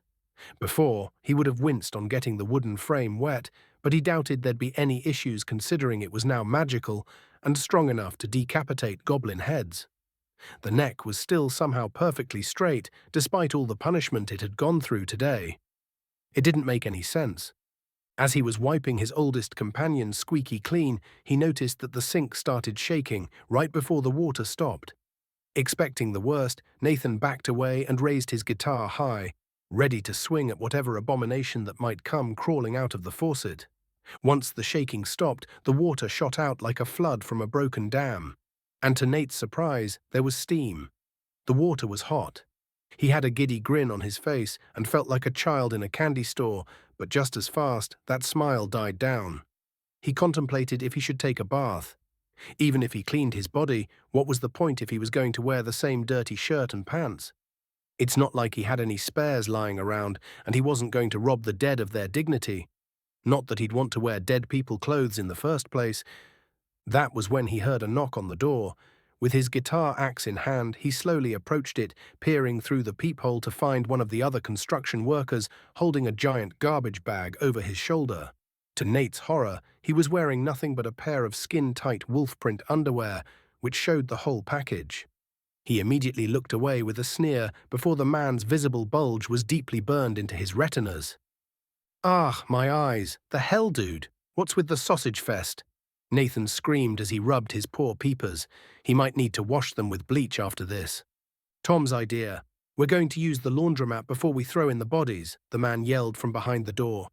Nathan blinked a few times before he yelled, "Did Tom tell you to wear tacky Speedos too, you freak?" "Hey, don't shame me, buddy. It's the only thing I found in my room's dresser, and if you don't like it, then so what? It's a free country. Do you have anything you want to wash or what?" Nathan thought about it and went to check the dressers. He hoped to at least find a pair of boxers or briefs, something normal. He thanked his lucky stars when he found a pair of navy blue boxers with an eagle on it. It wasn't his usual cup of tea, but it beat wearing whatever the other guy was wearing. He also found a grey bathroom robe in the third drawer and a pair of black slippers under the bed. The robe was a bit tight, but it'd do. No stains, thank God. He'd have worn his bloody shirt and jacket for the rest of time before wearing something with mysterious stains. He took off his clothes and neatly folded them into a stack after he emptied his pockets. Just as he was about to wear the underwear, he decided not to get it dirty before taking a bath, so he wrapped his waist with a towel from the bathroom instead. There were a few to spare, so no skin off his bones if one of them got dirty. He took a deep breath before opening the door and handing the guy his clothes, all the while trying not to look below at the wolf snout sticking out from between his legs. To his consternation, the guy casually tossed the clothes pile into the bag. He shook his head when he noticed the jacket and handed it back to Nate. "Sorry, man, Mo cheaped out on dry cleaning." "Speaking of Mo, how's Kevin doing?" Nate asked, hand clutching his towel as he peeked around the open door. The guy sighed. "Dan says he'll be fine by tomorrow, but personally, I think he needs some time. He got better after pouring one for his uncle, but he's still pretty rattled. Better to just go to sleep, man. We all need to process this bullshit." Nathan gave him a nod. That made sense. Just as he was about to close the door, Captain Speedo remembered to pass one last message and a jab. "By the way, Tom said that there's hot water, so everyone should take a shower. You definitely need it 'cause you smell like shit." He grinned. With that, Nate slammed the door in his face and stomped his way into the bathroom. Who didn't smell like shit right now? Bah! He almost tore open the bath curtain and laid down right in the tub, but he remembered the last time he bulled his way into a shower. The last thing he needed was to scald his skin off. He got out and carefully opened the hot and cold knobs. The shower head shook a bit before letting out a jet stream of water. Nathan gingerly tested the waters with his pointer finger and shook it away when he found that it was too hot. He slowly adjusted the knobs until the water was just right. That was when he stepped inside. He gritted his teeth when the water first came splashing down on his body before letting out a relieved sigh. It almost felt divine. He practically melted away as the water washed all of the gunk and filth off of his body, swirling the dirt, sweat, and blood down the drain. Once his skin and hair were fairly clean, he closed the tap and opened a small bottle of all-in-one hair shampoo, and scrubbed his scalp and long hair for a couple of minutes. Following that, he unwrapped a package of bar soap and scrubbed at his body, making sure every nook and cranny was thoroughly cleaned. What he would have done for a good loofah right about now. With his routine done, he opened the tap and lied down in the tub as he contemplated his terrible day. Earthquakes, dark skies, ungodly horrors, and powers. All in the span of 24 fucking hours, he thought with a laugh that slowly turned to crying in the end. He witnessed a lot of people die and had to kill to survive. He'd almost died a dozen times over and would have if not for Tom's healing. Still, what had bothered him the most was the killing. The goblins were vile, ugly creatures that meant him harm, but Nathan was no killer. He'd never thought he'd be splitting skulls with an axe like some kind of psycho. Until now. He took a deep breath, pinching the bridge of his nose as he thought. It wasn't like he felt guilty for what he had done, but perhaps the source of his disturbance was due to the lack of guilt instead. It was hard to say, could even be a completely different reason, a darker one. There had been a slight inkling of relief when he'd killed those things. Satisfaction even, perhaps outright joy. The fact he felt these things from taking lives didn't sit right with him. It may have been metal to feel this way about killing horrible monsters, but he was still a person at the end of the day. Being thrilled to crack bone and split flesh disturbed him. That was what it truly was that bothered him, he realized. He clenched his jaw, head hanging. He had scruffles in bars and knew his way around a fight, but this newfound joy in killing was madness. Just like Tom, he wished he could just close his eyes and wake up back in his shitty apartment, back to normal, but he knew he was awake now and that all of this was horribly real. After a few more minutes of mulling this dark side of his, he decided to shift focus, checking the system to see if anything changed from before to now. He almost jumped out of the tub when he noticed a change. Name, Nathan J. Greaves. Class, BarDBarian/Bard. Fisticuffs, 5. Axe, 3. His skill levels had increased in fisticuffs and axe. Was it because of the fights? Nathan shook his head. It was a no-brainer considering how many goblins he'd fought. No, how many he killed. Deciding that he was clean enough and not wanting to think about it anymore, Nathan stood from the bathtub and closed off the knobs. Once the water died down, he grabbed a clean towel and thoroughly dried himself before stepping out of the tub. He donned a pair of underwear, triple-checking it to ensure that it was still clean, before quadruple-checking the couch one last time for lice before plopping down on the sofa and closing his eyes. He didn't know how long it took him to fall under the spell of the Sandman, but when he did, Nathan was thankful it was a dreamless night. At least that was the case until he heard shouting coming from outside. With a groan, he stood up from the bed and winced, his body aching. Tom wasn't kidding about my body being sore after all that, he thought to himself. He still got up and slowly made his way to the motel room's window. Once he opened the curtains, he expected himself to be blinded by the morning sun. But no. He could see the light shifting from the clouds above, but there was no blue sky. He sighed before looking below to see what the commotion was about, and his eyes widened when he saw a man listlessly staring at the sky near an open grave. "Mo!" he almost yelled. His skin was pale and the blood covering his body turned black, but there was no mistaking it. It was Mo all right. And yet his eyes looked wrong. They were red and black. Then he heard the screams again. "Let go of me! I need to talk to him!" yelled a familiar voice. "Kevin, calm down. He was dead. This isn't right." He heard Tom scream, and lo and behold, Dan and Tom were grabbing onto Kevin from a nearby balcony, stopping him from throwing himself down to meet his uncle. "Fucking let go. Uncle Mo, it's me. Hey." Kevin kept screaming as he pulled on the two. Nathan was sure that Dan could pin him down more effectively, but he was likely trying his best not to harm the kid. In the end, Kevin managed to weasel his way out of their grasp, jumping over the balcony's ledge and landing on the ground below. "Ah!" Kevin shouted as he grabbed his right ankle, falling to his side and clutching it with both hands. That was when Mo noticed him. Instead of a happy reunion, when he finally had Mo's attention, the old man's red pupils turned to him and he let out a guttural scream before going down on all fours. To Kevin's open horror, his uncle practically galloped toward him. Wasting no time, Nate grabbed his guitar and flung open the door, rushing outside, clad in nothing but a fuzzy blue bathrobe. The air smelled of rain, puddles of water gathering on the pavement and in the parking lot. Other doors in the motel were opening, the other guys heading out clad in boxers or ill-fitted jeans, eyes squinting as they stared at Mo. Nate wasn't sure if they thought it was just a fight, but it was obvious to him what Mo had become.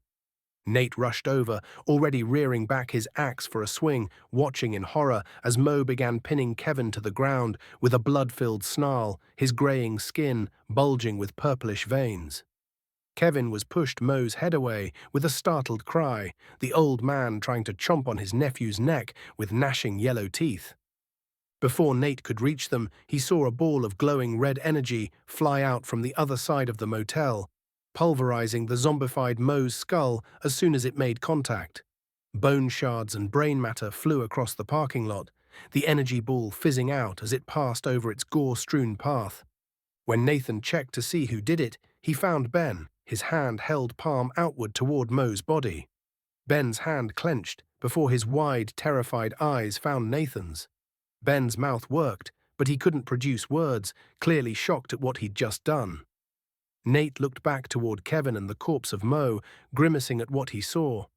Mo limply fell on top of Kevin, his blackened blood seeping out over his shell-shocked nephew's body. The other guys that had emerged approached quickly, pushing the cadaver off Kevin before hauling the poor man to his feet. Kevin didn't reply, eyes wide as he stared down at his uncle's now headless body. Wait, if Mo turned to a zombie, then what about the other bodies? Could they have... That was when the screams came, echoing from the surrounding streets. "Fuck," Nate cursed. Chapter 4, Battlefield. Goblins, now zombies. Nate screamed, readying his axe. "This is bullshit," he yelled as he stared at the road leading into the motel's parking lot. "Get Kevin up the stairs and inside," Tom yelled from another balcony. "Everyone else, pull out some furniture quickly." "What?" Nate yelled up at Tom. "The hell for?" "Just do it, trust me," Tom shouted. Nate didn't want to argue. Tom was a smarter man than he was. The other guys seemed to think the same, for they went to work immediately, returning to their rooms and pulling out couches, stained mattresses, and even dressers. Nate also pulled out his own dirty mattress, slinging his guitar over his shoulder as he pulled it free from its crusty bed frame, dragging it outside across the pavement. "All of you, get to the stairs. Line up your furniture in a semicircle in front of it and get behind them quickly," Tom shouted as an unresponsive Kevin was being aided up the stairs by Dan. The guys did so, dragging their chaotic collection to the foot of the stairs and forming a barricade around it. The first zombies appeared then, twisting in their direction before letting out groans that sounded angered, their red-black eyes seeming to stare at them with a wild hatred. They rushed over, some faster than others, from determined stumbles all the way up to hearty sprints. 30 zombies were approaching the barricade now, but Nate had no idea how it was supposed to fend them off. Then his eyes widened. He understood in that instant. This barricade wasn't meant to keep out the zombies. "Hit them when they try getting over the barricade," Tom shouted. "Ben, get up the stairs and throw more of those energy balls at the ones in the back." Tom had wanted the zombies to approach them over difficult terrain, great thinking. Nate's dumbass might have just tried to fight them head-on, or even try to run, but this was a far better solution to the zombie threat. The first sprinter, a large zombified man, scrambled over a dresser before falling onto a mattress wildly. The guys descending on it with hammers, wrenches, and pipes, beating it wildly until it stopped moving. Nate reared back his axe as another scrambled over a dresser, a half-burnt woman with chattering blood-soaked teeth. He swung his axe as soon as she fell off the dresser, bisecting her at the waist. The smell of her spilled bowels nearly made him puke as it hit his nostrils, but despite the damage, the zombie still somehow moved, scrambling toward him with only its hands. Nate split the skull in twain like he was chopping a log of wood, the zombie finally falling dead, twitching at his feet. He didn't want to think about what he'd just done. There would be time for guilt later. "They're Romero types," Tom shouted. "Go for the head." Nate and the others obliged. As more zombies fell onto their side of the barricade, they made quick work of the freaks before they could harm anyone. Among the tide of the ravenous dead, Nate noticed a lanky man with long limbs maneuvering deftly through the others. The tall corpse sped towards the barricade once it was ahead of the horde, quickly leaping up onto a dresser with a bloody snarl, eyes wide. "Stop the fucker!" yelled one of the workers as he tried to stab the mutant zombie with a makeshift spear, a broom with a broad knife duct-taped to the end. Nathan was shocked by how fast the zombie swerved its head to the side, completely avoiding the thrust. Strangely, the creature didn't leap at any of the men on the ground. No, it was looking above, at the balcony directly overhead, where Tom was shouting orders. There was a cruel intellect in its eyes. This creature singled out Tom, likely recognizing that he was the leader. It ran across the barricade with the speed of a greyhound, practically blurring across it as it closed the distance between itself and the balcony. It scrambled on all fours across dressers, mattresses and chairs, finally leaping atop a wardrobe which lay just under Tom's position. It let out a triumphant screech before launching itself straight at the boss. "Watch out!" Nathan yelled as he split another zombie's head in half. As it was mid-air, long arms stretched out for Tom, a ball of red energy struck it right in the side. The ball burned through the zombie's ribs, knocking the creature off course and sending it smashing head first onto a rusty metal desk. Dan scrambled the zombie's brains with an overhand smash with his sledge, crushing its skull flat using the desk as a makeshift anvil. "Good job, Ben," Dan yelled right before he reared his hammer back to strike another freak climbing over a couch. Nate did the same, killing another zombie with a swift chop at its skull. He looked up from his fresh kill, eyes widening as a massive figure ran into the parking lot. This zombie was a behemoth, towering over the other corpses by 2 whole heads. It was covered in a thick layer of fat and muscle, its eyes oily and black, skin grey and sickly like the others. The clothes it wore were torn in a dozen places, leaving it practically naked as the cloth hung loosely in tatters. It was as if it had outgrown its own clothing and burst straight out of them. The big bastard let out a snort like a bull right before charging straight for the barrier with a roar. Ben hurled another red energy ball, cursing as it missed the head and instead struck the zombie square in the chest. It drilled a deep fist-sized hole through the flesh, but dissipated before it could push through any deeper. It slowed only a fraction as it charged, bearing down on their fortifications with a looming shadow. "Oh shit!" Dan shouted. "Oh shit!" Once it made impact, it shook the whole barricade, knocking over tons of furniture and sending the crew scattering backward. The giant zombie fell forward on its face within the gap it created before the 2 dressers it displaced fell atop its back. As it struggled to rise, Dan swung his hammer, the metal crunching into the giant's lower jaw and leaving it askew. Long tongue lolling uselessly over shattered teeth and bleeding gums. Dan swung again, this blow striking it dead between the eyes and cracking the skull inward. Despite the damage, it still writhed violently, only stopping when Dan kept braining the damn thing until there was nothing left of its head. Nathan winced at the state of Dan's sledgehammer once he took down the zombie. He could hear the grain of the wooden handle cry for dear life as it was about to snap in two. Indeed, when another zombie came upon Dan, the sledgehammer could withstand no more. He reared his hammer back, the head snapping straight off and flying far behind him, nearly striking one of the other guys in the arm. Dan cursed before improvising, thrusting the splintered end of the shaft straight through the zombie's open mouth. It sank through the roof of its maw, puncturing its brain as Dan wrenched the handle to the side, twisting the zombie to the asphalt and cracking its skull open like an egg. Dan braced his foot against its shoulder but had to release it as another corpse landed in front of him. Nate ran forward, rearing his guitar axe back like a golf club before splitting the corpse's head open at the temple. Both sides of its head separated, brain sliding free across the asphalt. "Thanks, man," Dan yelled. "I need something here." He held his hand outward, scanning the other guys. That was when one of the men ran up, handing Dan a monkey wrench. It seemed the guy was dual-wielding the damn things, each wrench caked in blood that seeped down into his fingers. Dan accepted it gratefully, wincing as the blood touched his skin, but otherwise showing no reaction to it. Dan then whirled as another zombie scrambled toward him over the barricade, falling flat on its face. It was, or had been, a balding male in his 30s, and the moment it tried to rise from the ground, it was greeted with a hunk of metal to the face. 3 strikes was all that Dan needed to reduce its head to a pile of bloody mush, the bald man huffing and puffing as sweat beaded over his tattooed brow. Nathan brought down his guitar axe and beheaded a muscular zombie wearing nothing but a tank top. He was getting sick and tired of dealing with the dead, but to his relief, when he looked to the other side, the undead's numbers were dwindling. Nathan thanked God that they were in a shabby motel and not in the city proper. He couldn't imagine how things would have turned out if they had to fight a war of attrition against thousands of the walking dead. They made quick work of the zombies, and as their numbers were reduced further to the single digits, Tom told everyone to stop. "Why would we do that?" Ben asked from the top floor, leaning against the railing as he gasped for breath. Tom looked upwards and shouted, "I just gained a level, and with it a new skill that might help us in dealing with the dead." When everyone cheered their affirmations, Tom began typing on his computer, the familiar wisps of light floating around Nate once again. The lights felt fainter than before, with a dimmer glow, but Nate wasn't about to complain.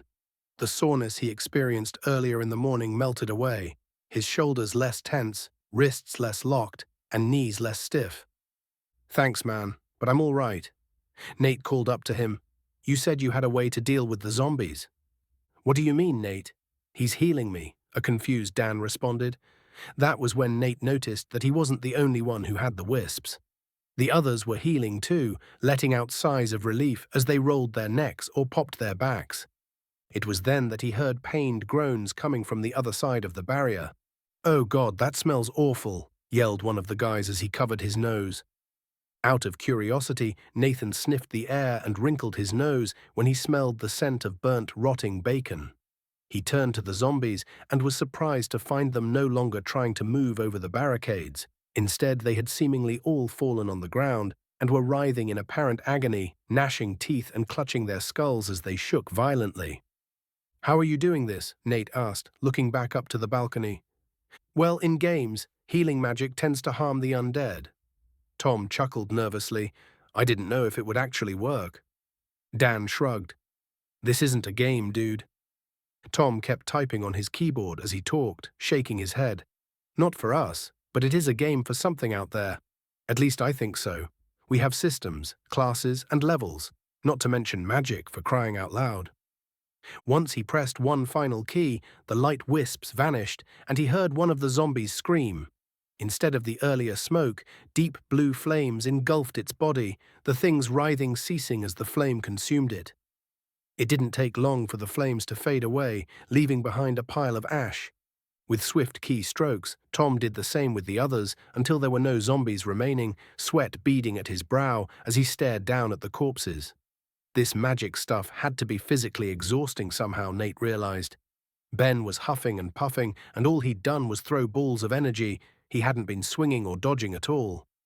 Nate and the guy behind the barricade all seemed leagues less tired, but they'd been bashing away with their weapons.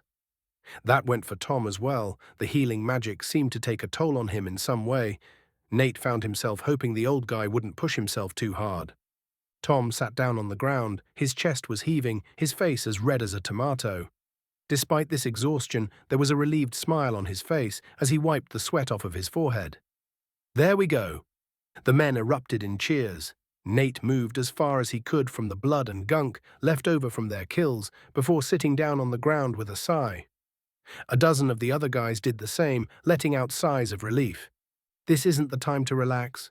We need to make sure there aren't more of the creatures in the motel," Tom warned the others. "Remember, we put the goblins in the basement. Who's to say they haven't come back too?"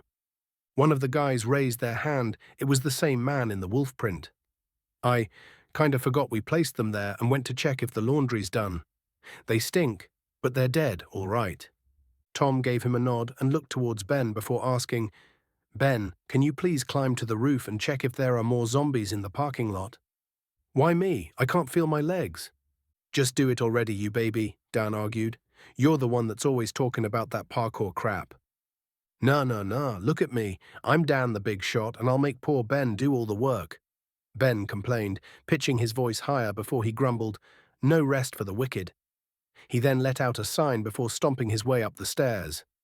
No, look at me, I'm Ben. Dan mocked back, I do parkour. Speaking of parking lots, that reminded Nate of a very important question.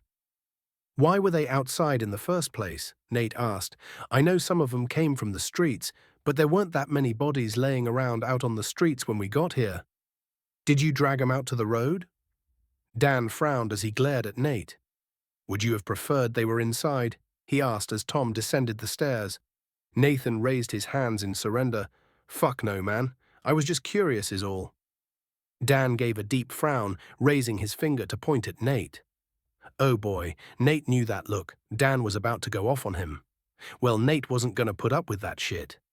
He drew himself up in anticipation, jutting his chin as he glared into Dan's eyes. Before things could escalate, though, Tom intervened. The old man stepped in, patting Dan on the back. Easy, Dan. We're all on edge. It's because laundry took longer than expected and rain died down, so against my complaints, some people decided to place the bodies outside once the rain died down. They would have stank up the hotel, argued a short man with a buzz cut. Same could be said about the greens, but they were placed downstairs, argued another man. Tom shook his head. I'm not complaining. We would have been blindsided if I had my way. All's clear from above, Ben told the others. Can I go get dressed now? It's getting chilly. Tom sighed. Let's all get dressed and get out of here. I would have preferred to have breakfast and a cup of coffee, but I lost my appetite. But what if there's more out there? Nate questioned. You've all seen the zombie movies. What if we get swarmed? Holing up here won't be much better, probably. Ben shook his head. Them guys in the movies always end up getting trapped, and this place is a death trap if I've ever seen one. Nate bit his cheek. I don't know, man. I ain't staying here. Dan shook his head. Not after that. Imagine 100 or 1,000 of them pouring in through there, he said, gesturing to the motel's entrance. Ain't no way, bro. The other guys seemed to agree with Dan's logic, nodding along with his words as Kevin re-emerged from the room he had been in. I don't want to stay here either, Kevin joined in. The guy was hugging himself and was shaking like a leaf. He descended the stairs, eyes wide and nervous sweat at his brow. Nate supposed he must have heard the convo from up there. Nate's eyes widened, his years of zombie movie instincts kicking in and forcing him toward Kevin quickly, grabbing him by the wrist. The fuck, man? Get off, Kevin shouted angrily. You get bit? Nate questioned, inspecting his neck. In fact, anyone get bit? Scratches, too. Kevin pushed him away. No way in hell I got bit. Mo didn't. He got killed. He put a hand over his mouth. I think I'm gonna... Everyone stared in horror at Kevin as he doubled over and hurled his guts on the ground. His knees began to buckle once he finished spewing his bile. But Dan grabbed him at the last second before he could fall onto the puddle of bile. One of the men nervously backed away. Be careful, he might be... You better shut up if you don't want me slamming my fist down your throat, Dan warned the man. If your eyes are working, then it's obvious that Kev wasn't bitten. And if it makes you pussies feel any better. Dan then turned to Tom, staring at the old man before an understanding passed between the two. Tom then gave Dan a nod, right before he typed a few words on his Amiga and a golden light swirled around the two. Everyone stared with bated breaths, and to their relief, nothing unusual happened. Dan was already healed before, but the scrapes on Kevin from his tumble with Mo sealed over, no blue flames to be seen. It seemed like Kevin was in the clear. Still, though, Mo had bled all over him. What if it was bloodborne and it was just a matter of time? If that were the case, then everyone present aside from Tom and Ben was screwed. Everyone got zombie blood on them now, Nate included. Too many damn unknowns with these zombies. But he didn't think he was becoming a zombie right now. He didn't feel himself gain a craving for brains. In fact, staring down at the zombified remains did nothing but make him feel sick to his stomach. He didn't have any urges to bite his buddies either, but only time would tell. "Now, anyone got any complaints? How about you, Nate?" Dan asked him, his aggression apparent in his tone. "You got a problem?" Nate questioned, jutting out his chin. "Watch your tone, man." Dan tightened his grip around the monkey wrench. "Watch my tone?" Dan sneered. "You bitch think you're a big man, huh?" "That's what we're doing, huh?" Nate asked. "I ask a question and you go overreacting thinking I'm going to complain about every little thing. Get real, bro. You're the one acting like a bitch." A vein popped on Dan's temple. "What the fuck?" "Enough," Tom yelled. "We're all high-strung, but Dan, Nate is right. You're taking a rude tone with him. And Nate, you aren't trying to de-escalate at all. In fact, you're just making it worse." He scolded. "Both of you say sorry to each other now." He shouted in an angry tone he'd never heard Tom take before, but the two of them uttered at the same time. "No buts. Both of you take some space and cool off. The last thing we all need is to go at each other's throats." It was like getting yelled at by his dad. Nate clenched his jaw. Tom was old enough to be him and Dan's father. The guy probably saw them as kids having a squabble. It was likely Tom's old fatherly instincts kicking in. Him and Dan looked to each other, maintaining a glare for a moment before both averted their eyes. "Sorry," Dan grumbled. Nate grumbled the same back in the same exact tone, the two refusing to meet one another's eyes. Tom sighed. "All right, we need some people to keep a watch out for any other zombies coming in. Before we go, you should all get cleaned up. That zombie blood could be bad if left on your skin. Don't want that getting into open wounds in case you get hurt." Nathan took a deep breath, and without saying another word, he headed towards his room. The last thing he needed was to stay here seething in the parking lot with nothing but a bathrobe on. He also felt dirty after the fight, and God knew that he needed another shower. At that thought, he stopped halfway to his room. He turned to Tom, but just when he was about to ask about his clothes, he found Dan arms crossed and glaring at him. Kevin was beside him. Nate clicked his tongue and continued walking to his room. The last thing he needed was for Dan to misinterpret his question again and get his panties in a twist. He barged into his room, slamming the door shut behind him with a small growl. He marched towards the bathroom, not paying any mind to the bloody footprints he was leaving on the pink shaggy carpet before he practically threw himself inside of the bathtub. A seething rage was building up in him the more he thought about Dan's fat mouth. He gripped the hot water knob and violently twisted it, snapping it right out of the mixer. Scalding hot water splashed on his face and body. "Bitch!" Nate screamed, hopping out of the tub with a snarl. "Of fucking course, stupid fucking thing." He gingerly reached for the cold water, making sure to gently grab the knob before adjusting the temperature to something bearable. He waited as the bathroom was clouded with steam, and after a minute or two, gingerly brought his finger under the shower head. It was still hot, but he could take it, and he needed this blood off and skin scalded clean. Nate sat down with a sigh, just letting the water run down him and hanging his head low. Time passed, with Nate trying to cool his nerves as he let his muscles soak in the heat. He closed his eyes and took a deep breath. "Stay calm, Nate. Stay calm."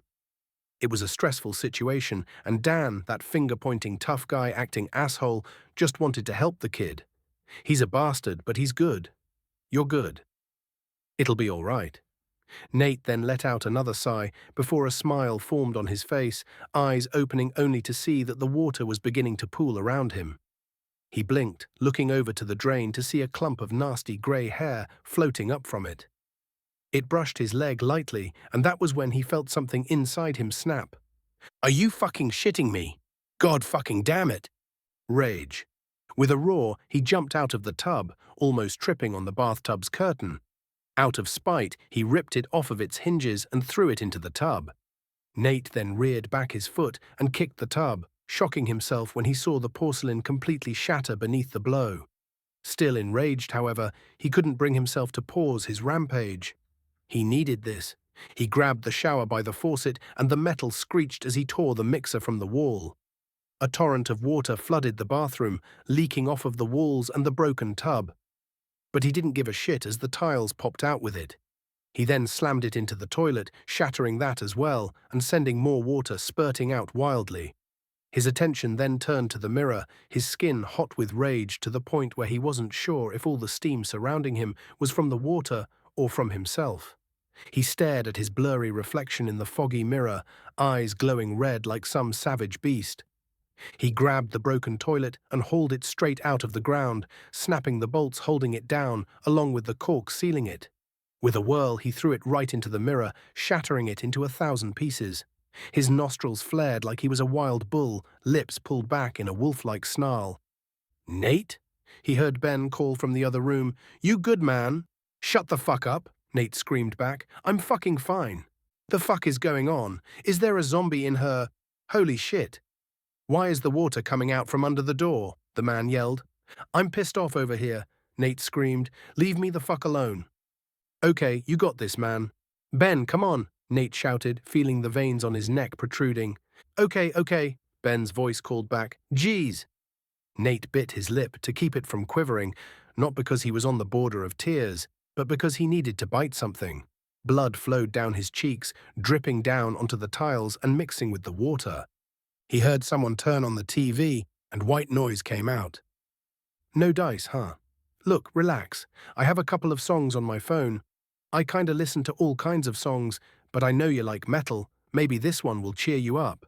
Shake that booty, shake that booty. Oh, whoa!" A deep voice sang from the other side of the door. "Whoops, Ben began. "Sorry, that was an accident. Here, much better." Baby cakes, ooh, ooh, ooh." A feminine man's voice began singing. Nate threw on his towel before kicking the door down, leaving it hanging from a single hinge as he stomped over to the man, Ben backing away with wide eyes. Nate then swiped the phone from Ben's hands before launching it at the wall, the device shattering on impact. "Bro, come on," Ben cried out. "That was my phone." A mote of guilt welled up in him, but it did little to quell the fire of anger within him. "I told you to fuck off, Ben, so fuck off," he shouted, pointing to the door. "Dickface." Ben threw up his hands, marching over to the scrambled remains of his phone. He picked up the pieces, trying his best not to show any reaction that might upset Nate before rushing out of the room. "Thanks a lot, Nate," Ben said in a monotone before slamming the door behind him. He huffed more, standing there fuming for a while until eventually he squatted down, head in his hands, as the guilt finally overpowered his anger. Damn it. He went overboard, way more than he had in years. He hadn't wrecked a room like that since he was a teenager. What was going on with him? An urge to make up for what he'd just done filled him, but the guilt weighed him down, causing him to slump over on the floor. He stayed motionless on the ground for who knows how long before he heard another knock on the door. Tom's voice came from the other side. "Nate?" "What?" Nathan almost growled. He wasn't as angry as before, just tired. He wanted nothing more than to huddle in his misery. "May I come in?" Tom asked. "Why?" "Do you think talking to me is going to help or something?" he asked, trying and failing to keep the bitterness from his tone. It might not, but it's worth a shot." "The choice is yours," Tom replied, tone calm. Nathan contemplated in silence for a whole minute before he muttered, "Come in." The door gently creaked open, and Tom walked in before closing the door behind himself. Nathan could see Ben talking to someone outside of the room before the door fully closed. "Looks like you were busy redecorating," Tom joked, much to Nate's annoyance. "What do you want, Tom?" Nathan asked in the most neutral voice he could muster.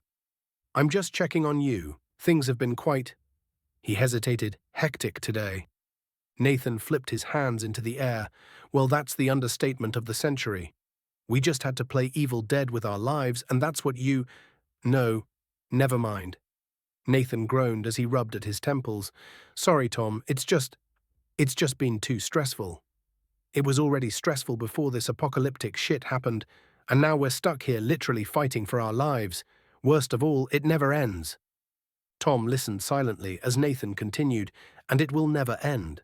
What if rescue never comes, man?" He yelled, "What if the whole state, no, the whole world is like this now? Zombies and goblins, and God knows what else could be running around out there now. This might just be our new life now, worrying about dying, food, and if our friends are going to get zombified or not." He shook his head, jaw clenching. Someday one of us will fuck up and get the others killed, and the others don't get it. Heck, I don't know if I get it. He huffed. I could have gotten Kevin killed bringing up that dumb zombie movie logic too, and… He gasped, sliding his face into his hands as he clutched at his hair. I don't know what to do. I'm pissed and I just don't know what to fucking do. That's the thing, Nate. Nobody does, especially in this situation. We're walking blind, trying to stumble upon hope. Tom explained, just hang in there, things can't stay bad forever. And what if hope doesn't exist? Nathan whispered, his face still covered with his hands. What if I'm right and the whole world is over? Tom smiled. Then we make that hope exist, and none of us can do that alone. We don't know the full scale of what happened, but it's too early to call it quits. Shift isn't over, son. He gave a nervous chuckle. Nathan winced after hearing Tom's words, both at the lame joke and the bullshit hope talk he was spewing. He felt the fire bubbling back up inside of him, teeth grinding against one another. No, don't start that again. Tom's trying to help you, moron.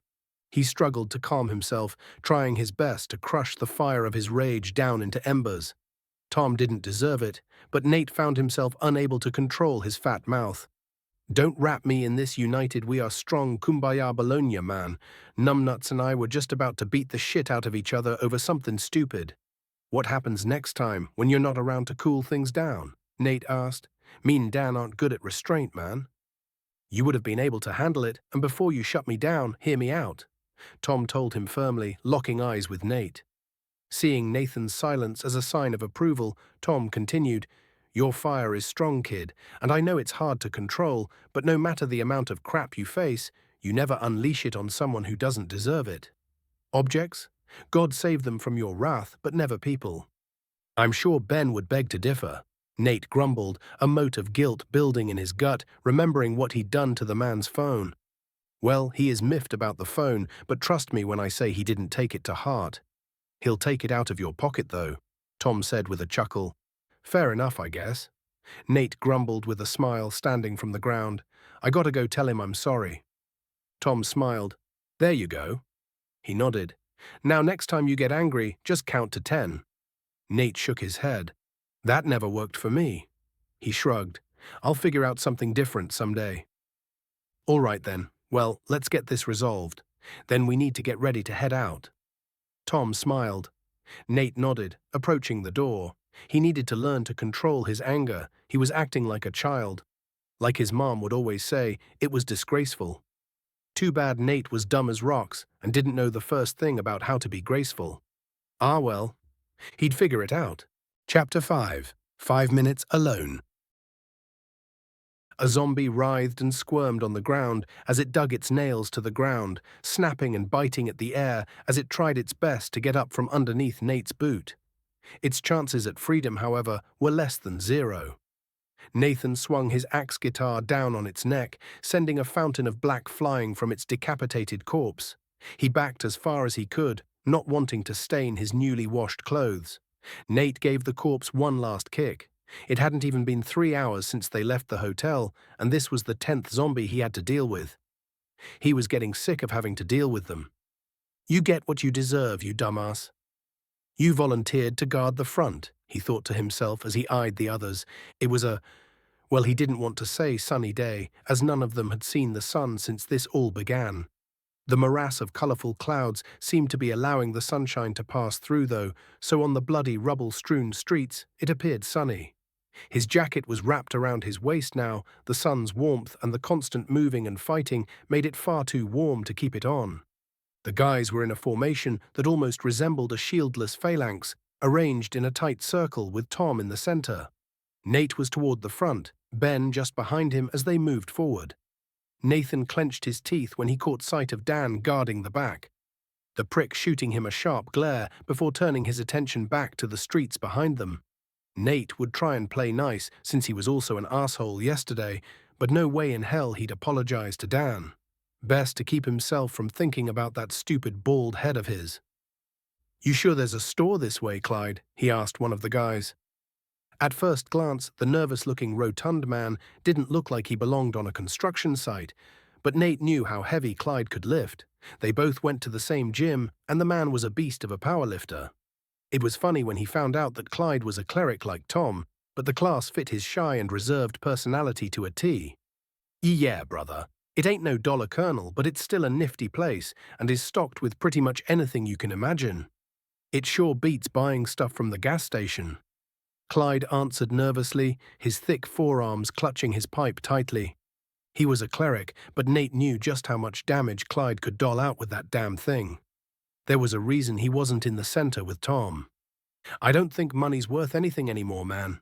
Nate frowned, shaking his head. Clyde shook his head. You don't know that the world's over for sure, Clyde countered, and even if it is, someone will build up a society eventually, Nate. When they do, I hope it's not run on bottle caps. My niece threw away my collection a long time ago. Nathan raised a brow. Your niece? Yeah, man. I volunteered to babysit her when my sister went to apply for a new job. The girl thought it was a trash bag, so she helped clean my room up. Let's just say I never volunteered again. That's rough, buddy, Nate said, tone more a question. Clyde looked downcast and let out a deep sigh. It is, man, it is. Clyde's eyes widened as he pointed at a small, inconspicuous building with an equally small parking lot. 2 cars and a black minivan were parked near the building. It was beige-brown, with a square roof and 2 gas pumps sat in front of it, each beneath another small square roof.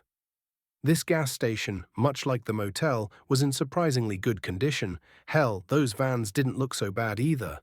Not that they could drive them out of here with how screwed up the roads were.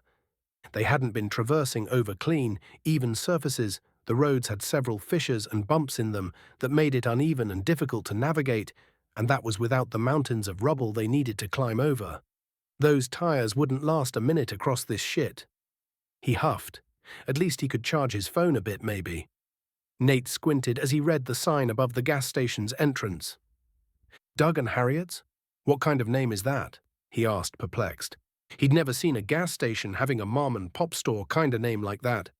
It used to be named Skeevy's, but the current owners renamed it after their parents when they kicked the bucket. God bless their souls.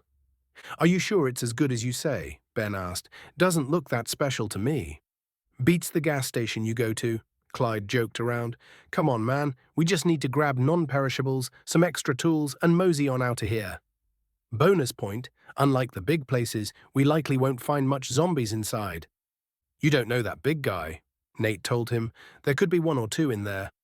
I said not much, didn't I? Clyde asked him, shaking his head. You got my vote. Let's just get this over with and see where we can head to next. Ben chipped in. I want some snacks too. I've been hankering for some bone jingles, complained one of the guys at the back of the formation. Shut up, they're chicken his ass. I'd rather eat at Chickings than catch salmonella from bone jingles, said another. Excuse you, motherfucker. Calm down, the both of you. Tom stopped the 2 before they had the chance to turn into a shouting match. Honestly, it's like you're a bunch of children. He scolded, constantly at each other's throats. It's disgraceful. He snapped, rare anger in his tone. Now, if you are done acting like idiots, then let's go in, resupply, and then head to the police station. It's over on Gumshoe Avenue. I don't see why we should waste our time with the cops in the first place, if there are still any. Some of the guys I know in the station are pretty power-trippy, Ben warned the others. They're still a figure of authority. Tom reasoned, if there are police still there, then we can have protection. There'll be guns there as well, and if you haven't noticed, none of the zombies around here seem to have had any gun on them. So even if it's the worst case, with no police at the station, it will still be worthwhile to go there and arm ourselves. Don't want to have to deal with pigs, Dan grumbled, but Tom's right, we need some firepower. Not everyone can hurl light bulbs like Ben. Then let's break into some of these houses. One of the guys called, There's got to be guns around here somewhere. This is Idaho for crying out loud. If we can make it to Twin, they got lots of guns there. Another guy said, gun stores too. Doubt the Perrine Bridge is still up. Nate grumbled, look at this place, ain't no way we can cross the canyon now. If we do need to go that far, Tom began, there are paths down into the canyon we can use to cross. One thing at a time, Clyde sighed, approaching the gas station. Let's get some food and get the hell out of here before more freaks show up. Sounds good to me. Nate nodded, the formation shifting along with Clyde, them all approaching the gas station. Me first, Nate said, hefting his guitar axe. I'm gonna open the door and make some noise, see if anything comes out after us. He approached the glass door, which had a long crack down its center. He grabbed the steel handle, pulling it open and kicking down the door stopper, backing away from the doorway. "Here, kitty, kitty, kitty," Nate yelled into the store, Ben preparing an energy ball beside him. They waited for a full minute, but nothing seemed to stir within. Nate then cautiously entered, eyes peeled for any nasties that could be within. The aisles of snacks were all toppled over, and much to his chagrin, most of the snacks had already been pilfered, leaving the racks almost completely empty. Whether it was goblins that looted them or other survivors, Nate wasn't sure, but he had been hoping for a bag of chips at the least. There could be something left under all the toppled aisles, but first he needed to clear the rest of the station. There could be a zombie or goblin hiding behind the far counter after all. Slowly he crept up to the counter, noticing to his irritation that Dan was right beside him, not saying a word. Well, Nate wasn't going to say anything to him either. They both rounded the corner, noticing that Clyde and Ben were investigating the toppled aisles, Kevin following their lead. Tom hovered at the door, the other guys guarding the entrance. It didn't look like anything was inside the station. The backside of the counter was clear. Checking the employee bathrooms, and those were similarly empty, if foul-smelling. Checking out the back by the dumpster revealed much the same. Him and Dan turned back toward the door at the same time, locking eyes with one another for a moment. Anger built in him, and based on the way Dan's brows knit together, he felt much the same. "What the hell are you looking at?" Dan questioned, jutting his jaw. "An asshole, actually," Nate replied sternly, "and boy, does it stink. You're a real piece of work, you know that?" Dan took a step closer, bitching and throwing Ben's phone like that. "You're a dick." Nate snarled, "You're the dick here. All I did yesterday was ask a question, and you had to go act like a smartass about it." "I ain't the one who smashed Ben's phone for no good reason," Dan sneered, "and you looked like you were gonna fucking kill Kev when you were checking him for bites. That's my boy. You don't fuck with my boys." He then pointed, "Remember that? Get your shit-smelling finger out of my face before I break it off." Nate warned, "Just 'cause you went to prison doesn't mean I'm scared of you, shit-lips." "If we weren't fighting for our lives, I'd lay you out right here," Dan snarled. Nate nearly went ballistic, feeling a vein begin to pop on his temple, but he thought of Tom, about what he said earlier. The old guy was right, they were all acting like children, and it was disgraceful. But he and Dan were both cut from the same hot-headed cloth. To defuse this situation, one of them needed to back down and apologize, but hot damn, even just looking at Dan's face was making him mad. How could Tom always be so cool-headed? It almost seemed incomprehensible to Nate. Then again, his temper seems to have only worsened ever since this shit started. His eyes widened. "Dan, what did you say your class was?" Nate asked. Dan's brow furrowed, clearly taken aback by the question. "I'm a barbarian," Dan replied. "What the hell does that have to do with this?" Nathan was thunderstruck. It all makes fucking sense now. "Listen, man," Nate sighed, "don't you think it's weird that we're fighting so much now? We were never like this during work." "And what about it?" Dan asked aggressively. "We only had to deal with each other during working hours." He pointed out, "And even if shit happened." But shit never happened, not to this degree. At least between us. We both started beefing after we got the system, but not before that," Nate told him firmly. Nathan could see some of the anger in Dan's eyes give way to confusion. Dan was still ready to blow, but he was at least giving his words some thought. "What's my class, Dan?" Nate asked. Dan scoffed, likely pondering why Nathan would ask such an obvious question. "You're a bard, aren't you? I might not have some fancy schmancy magical weapon, but there's no other reason to explain your guitar going super." "I'm also a barbarian," Nathan told him with emphasis, the two of them walking back inside. Dan considered for a moment before he huffed. "Bullshit. There's no way you have two classes. All the other guys only have one. Think about it. I got the class, but I don't fight like some nerd bard." "How do I fight, Dan?" Nate asked as they both neared the center of the store. Dan hesitated for a second before responding. "You jump into it like a maniac." "Exactly." Nate nodded. "I get crazy bursts of strength, ferocity, and—" "The rage," Dan whispered to himself. "Exactly." Nate sighed with a nod. Whenever it kicks in, my blood boils, and I start seeing things in red. I guess it's the same for you, yeah? But I didn't activate it. I don't think I ever did. Dan shook his head. And you think I did? Nate asked, putting a hand on his chest. It's either a passive skill or it activates by itself when I'm stressed. I don't know.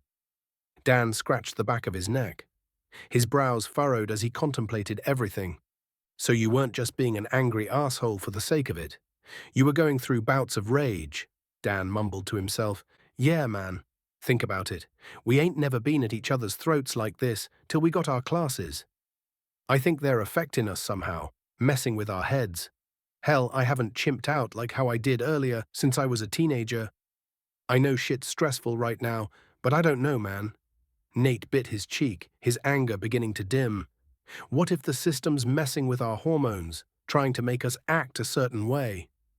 Hell, look at big boy Clyde over there, he said, gesturing to the big man. Dan looked over to Clyde, whose head twisted to face them. Huh. Don't you think it's weird that we're all acting different? Nate asked him. You've always been a quiet guy, but now you're all gentle and soft-spoken. Clyde ran a hand over his bald head. I guess so, huh? He asked meekly, I sure don't feel gentle, but I do feel different now. Nate nodded again. There, see? Nate asked, pointing to Clyde while looking at Dan. This shit is fucking with us. It's not normal. Yeah. Dan sighed. Yeah, maybe you're right. Doesn't explain why Tom's all authoritative now, though. He's a cleric, too. If that were true, wouldn't he be all... He gestured, trying to remember the word. Pussy-ish. That's rude. Tom's lips tightened to a thin line, but keep into account the differences between people. Mr. Clyde has always been a quiet man, but I'm used to supervising, since I'm a foreman and I've had 5 sons. The old dad instincts kick in whenever I hear you all begin arguing, but those instincts do seem a lot stronger since this happened. Then Nate and Dan are just similar that way. Ben shrugged. No one on the site except George ever tried messing with them, and when he did, Dan laid his ass out. There, see? Tom asked. You boys are just similar, see? No harm, no foul. Just try and keep this in mind for the future, all right, boys? Just as Nate was about to agree, Dan said, but it's not all on the class stuff, though. He crossed his arms, glaring at Nate. Deep down, you're just a hot-headed asshole. If you had self-control like me, you wouldn't have chimped out on Ben in that bathroom. Tom pinched his brow, hissing through his teeth as Dan jutted out his jaw. Nathan flipped his hands into the air. Self-control? Nate exclaimed. Oh, come on, man. Have you looked in the mirror lately? You ain't much better than I am. Dan crossed his arms. Yes, I am. He chuckled, shaking his head. I don't break people's phones. Nor, but you'll lay out George for calling you a pixie. Nate countered. I was out of line with Ben's phone, I admit, but don't go acting like you're some high and mighty. Boys, Tom said sharply, you're out here acting like George didn't deserve that shit. Dan's jaw clenched. Ben ain't done nothing wrong, and you still broke his phone. Boys, Tom tried again. Fuck you, Dan, Nate growled, free hand balling into a fist. No fuck you, dickface. Dan shoved him back. Go play your little fairy-ass guitar. Boys, stop it, Tom shouted. Nate shoved Dan back roughly with his free hand, feeling the veins on his neck beginning to bulge. Fuck you, pixie cut. That was a phase, Dan screamed, face growing red. I was 19, drop it. Guys, come on now, Clyde said, stepping between them. Let's just cool down. Shut the fuck up, Clyde, Dan shouted, his eyes going wide before a hand went to cover his mouth. Damn, sorry, bro. Ain't so easy, is it? Nate shouted. Where's that high-horse pixie boy? Where's that stupid band of yours, guitar boy? Dan shouted back. Nathan took a sharp breath, eyes going wide and vision tunneling. He had tried diplomacy, he had tried Tom's way. But even after finding the root of the problem, bricks for brains don't want to settle things like an adult. Nate wasn't much better, he admitted, but he had at least tried. He felt his hand was aching. When he looked at it, he found his knuckles turning white from how tight he was gripping his guitar axe.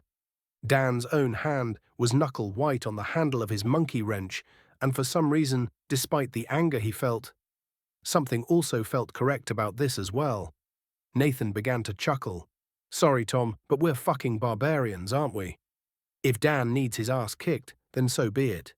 He felt it inside of him. Every fiber of his being was screaming at him to fight, to draw blood and put this fool in his place. He wanted to beat this insolent, bald cockroach to a bloody pulp. He wanted to... Rage. Dan and Nate ground their teeth at one another, and he could hear screaming from around them, but he couldn't bring himself to listen. Clyde tried to pull Dan away, but despite the great strength of Clyde, Dan didn't move an inch. Just as Nathan was ready to leap at Dan, he noticed something faint, something thin, pale and spindly, slowly making its way to Dan's neck. And others followed, seeing the anomalies poured ice-cold water over the flames of his wrath. He leapt toward the tendril with a snarl, Dan jumping to meet him as well. Though Dan was not Nate's target, Dan must not have known that, for the man reared back his monkey wrench. Nate ducked under Dan's swing before tackling Dan to the ground, pushing him out of the tendril's path. The dozens of wispy, fleshy strands had converged to resemble a spearhead and had been about to stab Dan in the back of his neck. They both scrambled to their feet, the other guys scrambling away from the ceiling with startled cries. "What the fuck is that thing?" Dan screamed, the fleshy tendril whipping around to face him again with its spear point.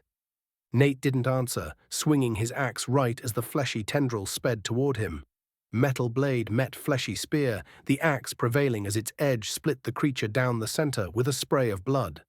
The whole store itself seemed to shake after that, an inhuman shriek sending Nate's ears to ringing. Nate cursed, his eardrums bursting and nearly sending him falling to his knees. The pain was almost too much to bear, his vision tunneling as darkness seemed to claim him. He couldn't hear anything after that. But the building was still shaking, and looking up, he could see Dan clutching at his own bleeding eardrums, jaw clenched tightly. Just then, a fleshy three-pronged claw, like one might find in an arcade machine, came down from a missing tile in the ceiling, shooting straight towards Nate's head. He stared in horror at the dozen other tendrils emerging from the ceiling, writhing like worms. Right as the claw was about to latch onto his face, he felt a sharp pain from his head as someone yanked him down by his hair, tossing him to the ground.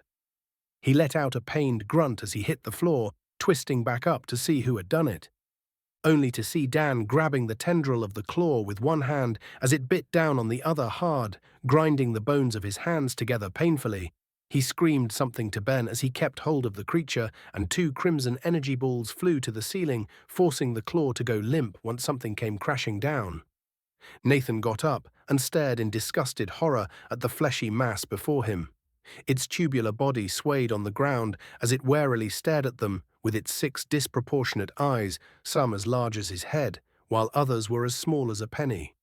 The creature itself had to be at least as large as Tom, at least lengthwise. The limp claw from before turned out to be a tongue, hanging from a shockingly human-looking lipless mouth, filled with rows upon rows of serrated teeth competing with flat molars for space. Dozens of tiny arms covered its body, wriggling through the air like some kind of amoeba. The thing's weight was supported by 4 stout, silver-haired legs, each ending in a hairy, broad foot. Nathan immediately took offense to its existence and charged it with a roar he couldn't hear, bringing his axe crashing down toward its chest. It skittered away, Nate only managing to nick its flank as it retreated toward the exit. Dan wasn't having it, though, charging the thing before launching a brutal kick into its midsection.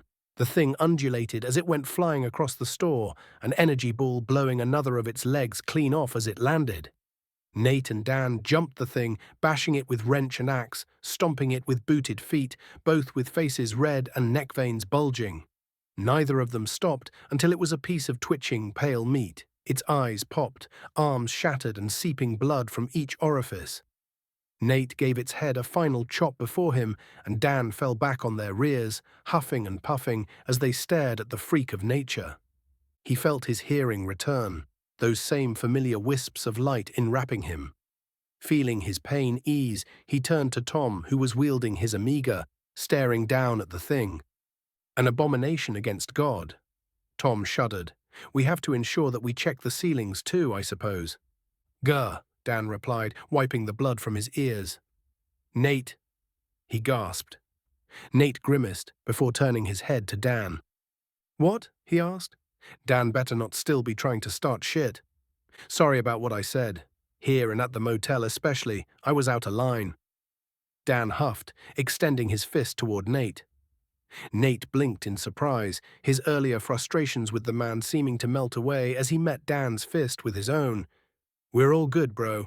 I'm sorry I called you a pixie, and I'm sorry to you too, Ben, for the phone." "It's all good, man. Just a phone." Ben shrugged. "But we should probably grab what we can and get the hell out of here now. The whole town probably heard that scream. You can bet there are zombies on the way here right now, or goblins, or whatever the hell this thing is." Nate nodded, standing from the ground. Ben was right, time to hit the road.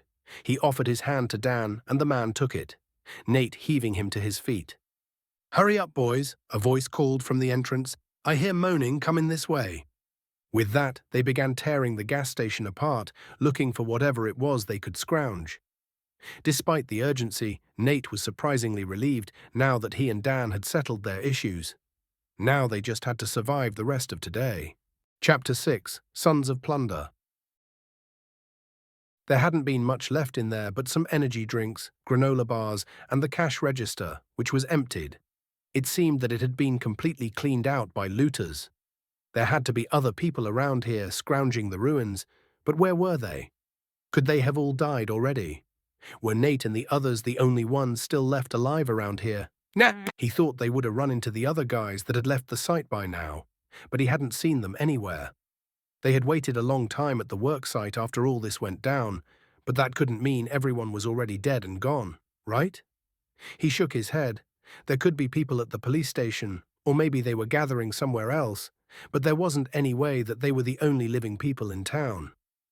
As they continued through the ruined streets, that thought was confirmed.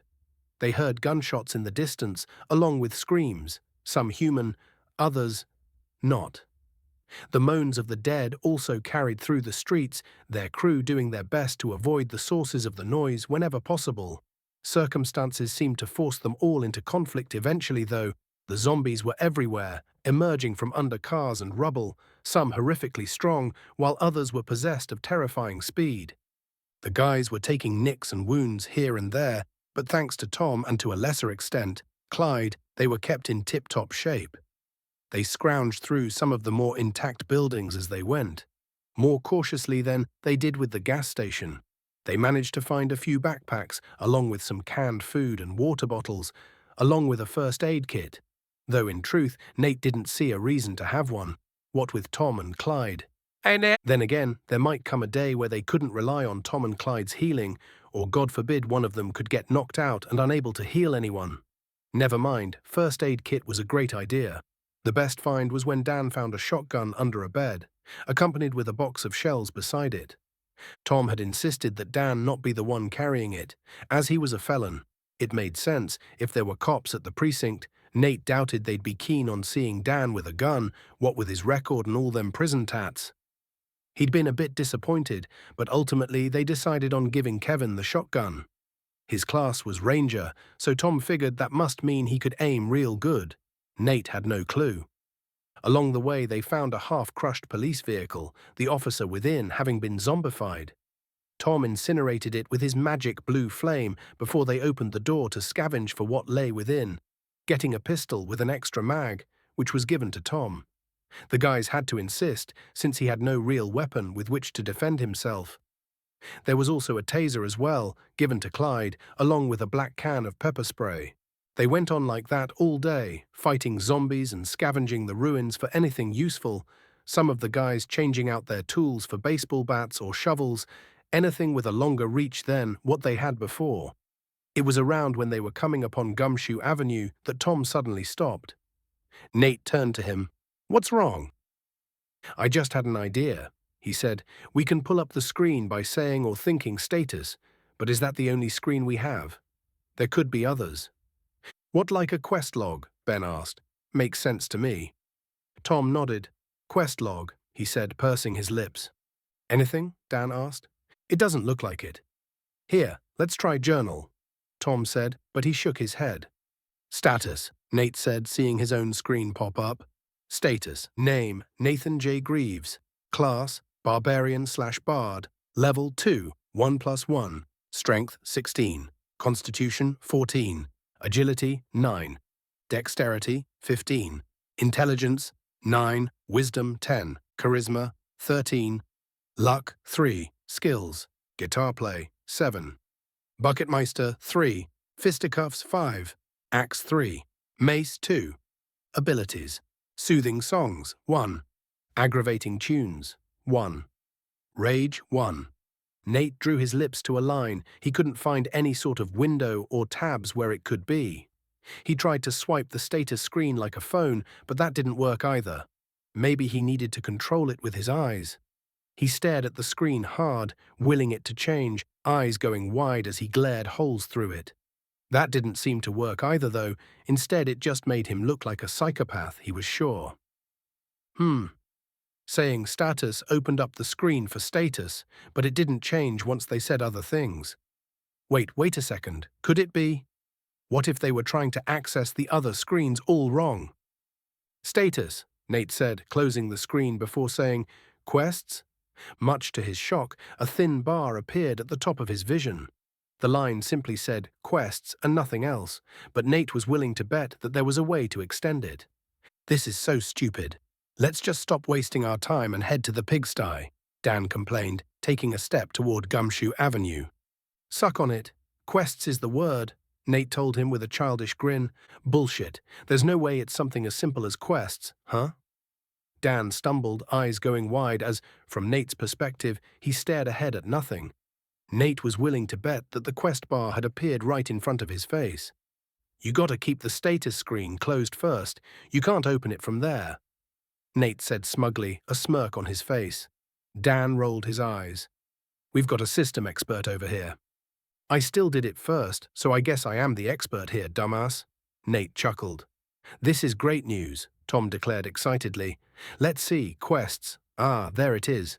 Brilliant. It's just a small box, though. Nothing saying anything else. Try saying list, maybe, Clyde suggested. Or log, maybe. Maybe main quests, added Kevin.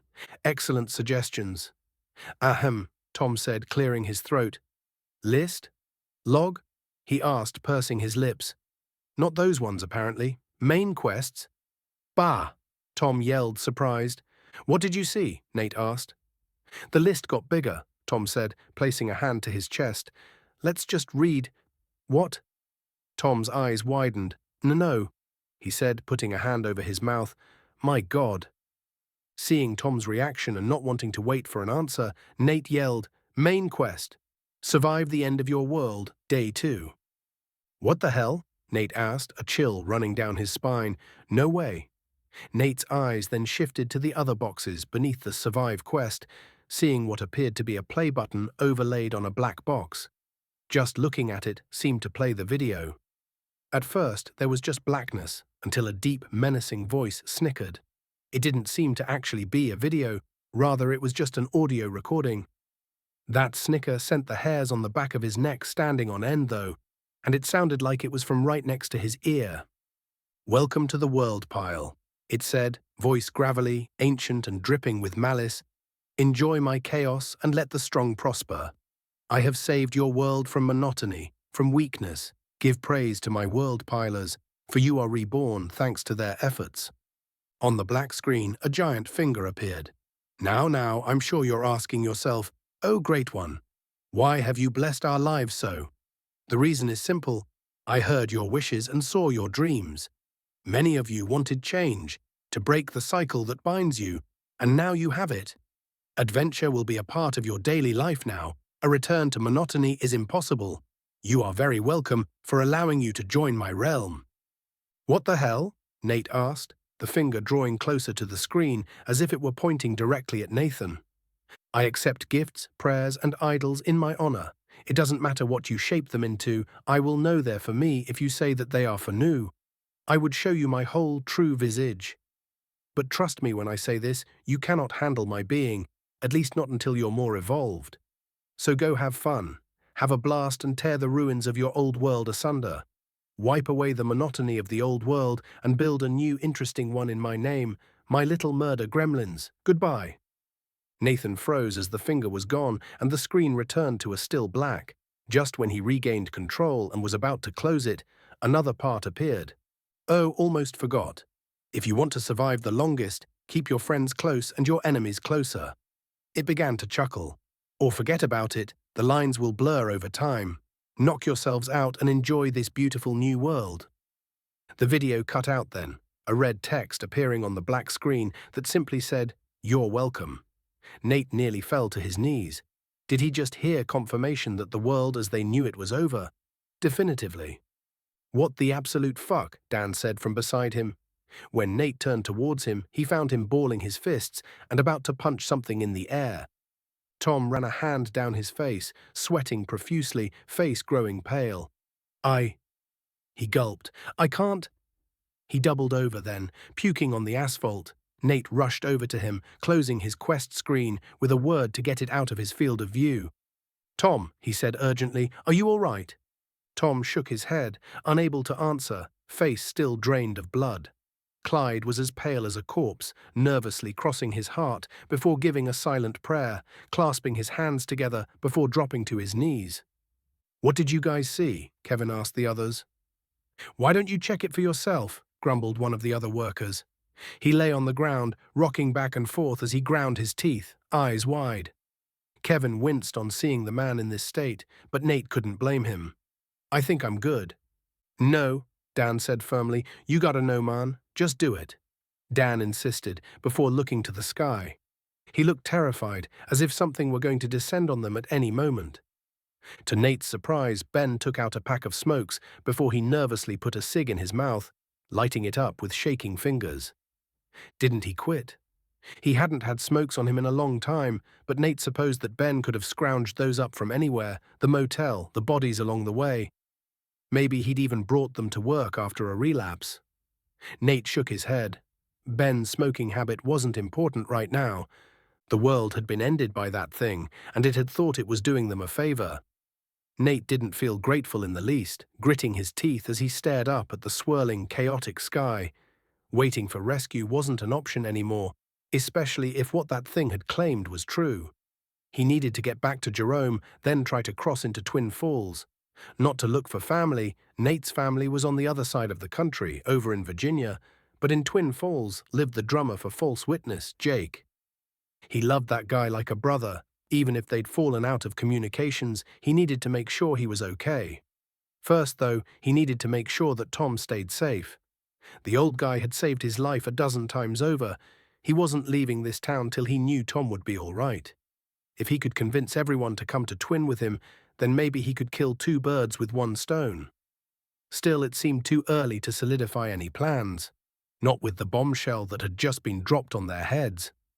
As everyone processed the new info in their own way, be it by crying, staring at the ground, or puking, they let it all out. Their attention was pulled back to reality when they heard a loud howl coming from a few blocks away. From all of the fights they went through, he doubted it was a dog. Knowing his luck, it's probably a werewolf or something akin to it. He then turned to Tom and patted him on the back. In a panic, Tom nervously whirled towards him. Nathan had never seen him in such a state before, and it didn't invite any form of comfort. "We need to go," he told Tom, but he didn't respond. Tom, fuck," Nathan shouted when he noticed Tom's breathing was rough and his knees were buckling. He gently helped lower him to the ground before turning to Dan. "Hey Dan, I need some help over here," Nate told him. "Tom's in a bad way." Dan turned towards him. Just one look in his eyes was enough for Nate to see conflict and uncertainty in his eyes. "What do you expect me to do?" Dan argued, and Nathan didn't respond. He wasn't in the best situation. When Nate looked at the others, they were in pretty much a similar state, all but Kevin. Another howl echoed down the streets, this one louder than before. "Any ideas?"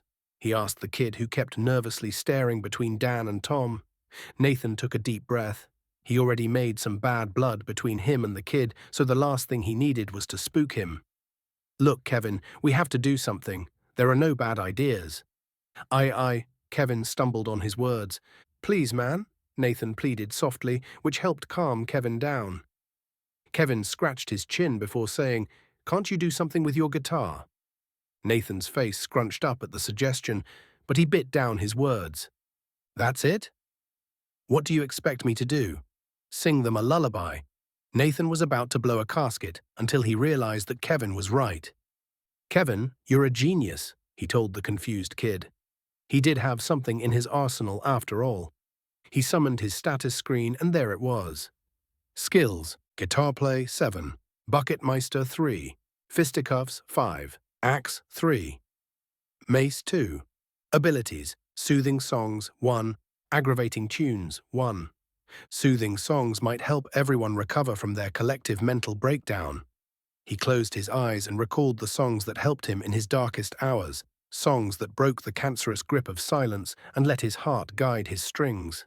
He played, and with every string he pulled, with every echo and reverberation of the steel wires, he could feel himself grow calmer. Music was the food of the soul after all, and he was its instrument, the giver of the sound of life. What was shocking is that despite lacking electricity or a stereo, the song carried through the air as if the guitar were powered. He didn't pause to think about the logistics of this. There would be time for that later. For now, he'd just write it up as some weird bard magic and be done with it. It was a metal tune, but calm, not angry or frenetic. A light tune to ease the soul. He could feel his co-workers stir, their maddening emotions colliding and clashing with every strum of his guitar. He could almost feel their minds accept his music, his muse, as the sound of his guitar connected fallen bridges of hope in their minds, helping them compose themselves until they were fully calm and in control. Once the song had run its course, he opened his eyes, seeing everyone looking at him in awe. He felt proud. For the first time in a long time, he felt right. But Nate shook his head. This wasn't the time nor the place for a show. Nathan turned to Tom to check on him. He looked better than before, as if all of the stress of the world had been lifted from his shoulders. Nate, that was wonderful. You always had talent, but wow." Ben whistles. "I appreciate it, man, but there's no time. I don't know what those howls are, and I don't think we need to find out. Let's head to the station pronto," Nate told them as another howl sounded off in the distance. That woke Tom from his stupor. "Everyone get in formation. Nate and Clyde will guard the front, Dan and Ben in the back, while Kevin's in the center with me. We're already in Gumshoe Avenue, so the station should be just down the road. Let's move it." The crew responded with cheers and grunts of approval.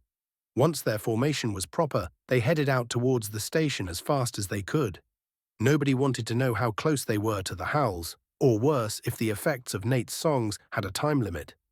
Not long after their march, they heard the howls transition to growls, followed by the gibbering war cries of goblins. Those war cries swiftly turned to cries of horror, sending everyone into a sprint. As soon as they rounded the street, they saw it. It was a short, squat, square-like building, but wide, taking up at least half the block. The dome-roofed courthouse took up the other half of the block, half of it completely flattened, and the dome shattered.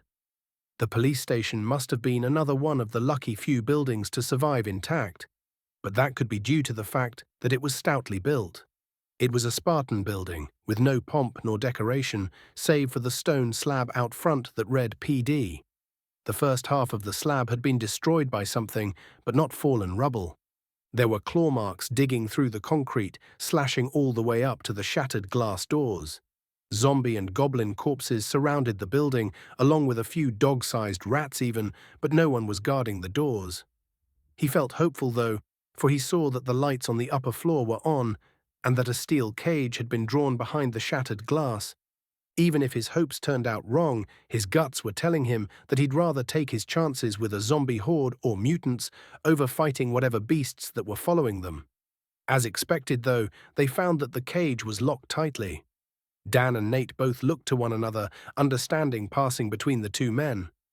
If their strength stats were so high, how strong were they really? Nate slung his guitar over his shoulder, at the same time Dan holstered his wrench, the two men seizing the cage door. Back before this apocalypse, he doubted he'd have been strong enough to even dent the steel, much less bend it, but much to him and Dan's shock, the bars gave. It wasn't easy, but he and Dan pulled harder, veins popping, faces growing red as the bars slowly bent away from one another.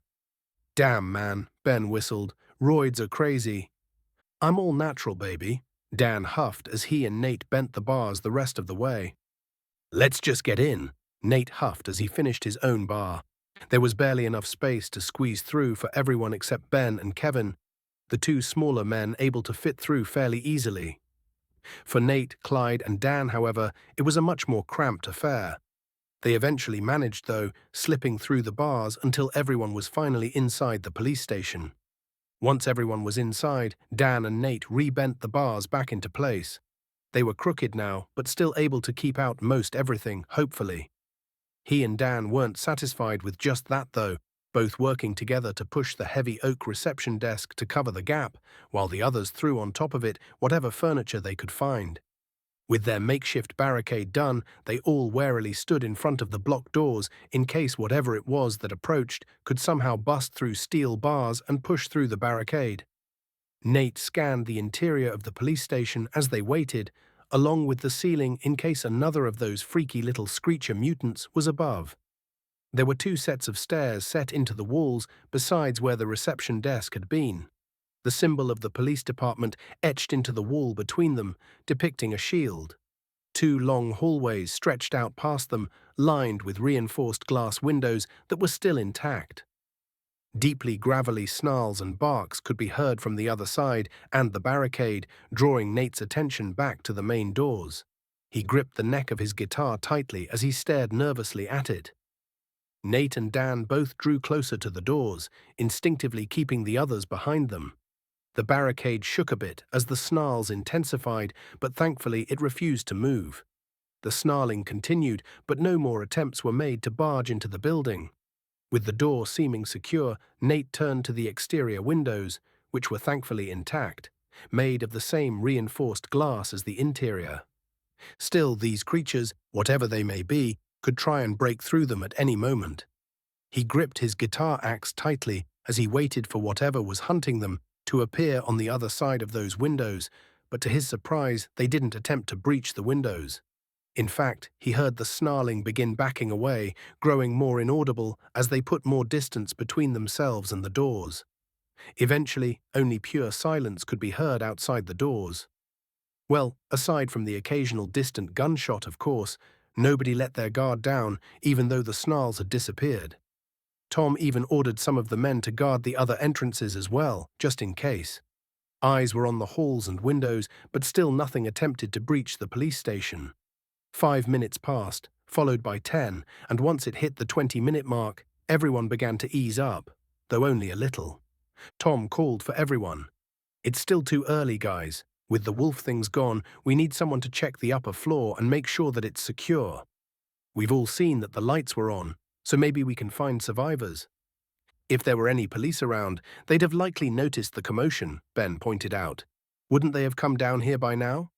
"It's still better to be safe than sorry. That's how we survived up to this point," Tom countered. "Yeah, we're surviving the end of the world," Dan remarked snarkily. A sense of unease filled the air after that. "Great work, Dan," Nate thought with a clench of his jaw. While Nate's earlier music had helped, it had been at least an hour since then, and the feelings of doom and gloom were clearly beginning to return, accelerated by Dan's stupid comment.